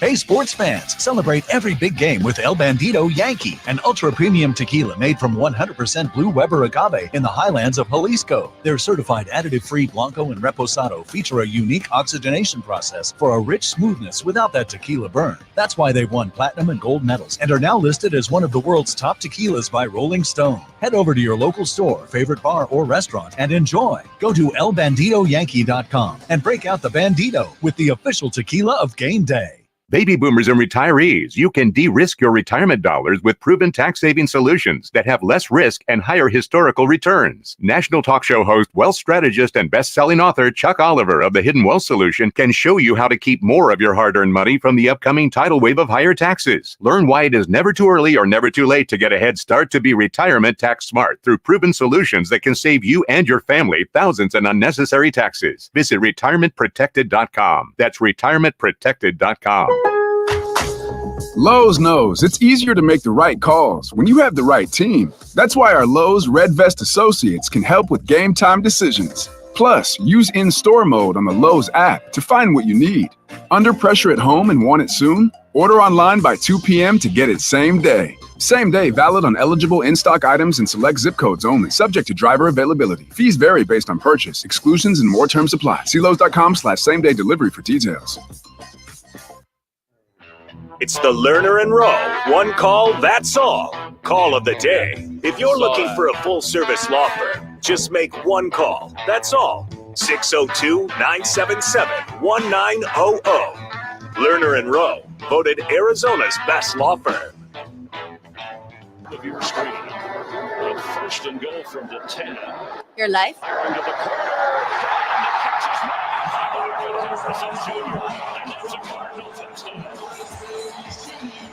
All right, one of the highlights from yesterday's loss to the Lions, Marvin Harrison Jr. with the 10-yard touchdown reception, which made the score 7-all.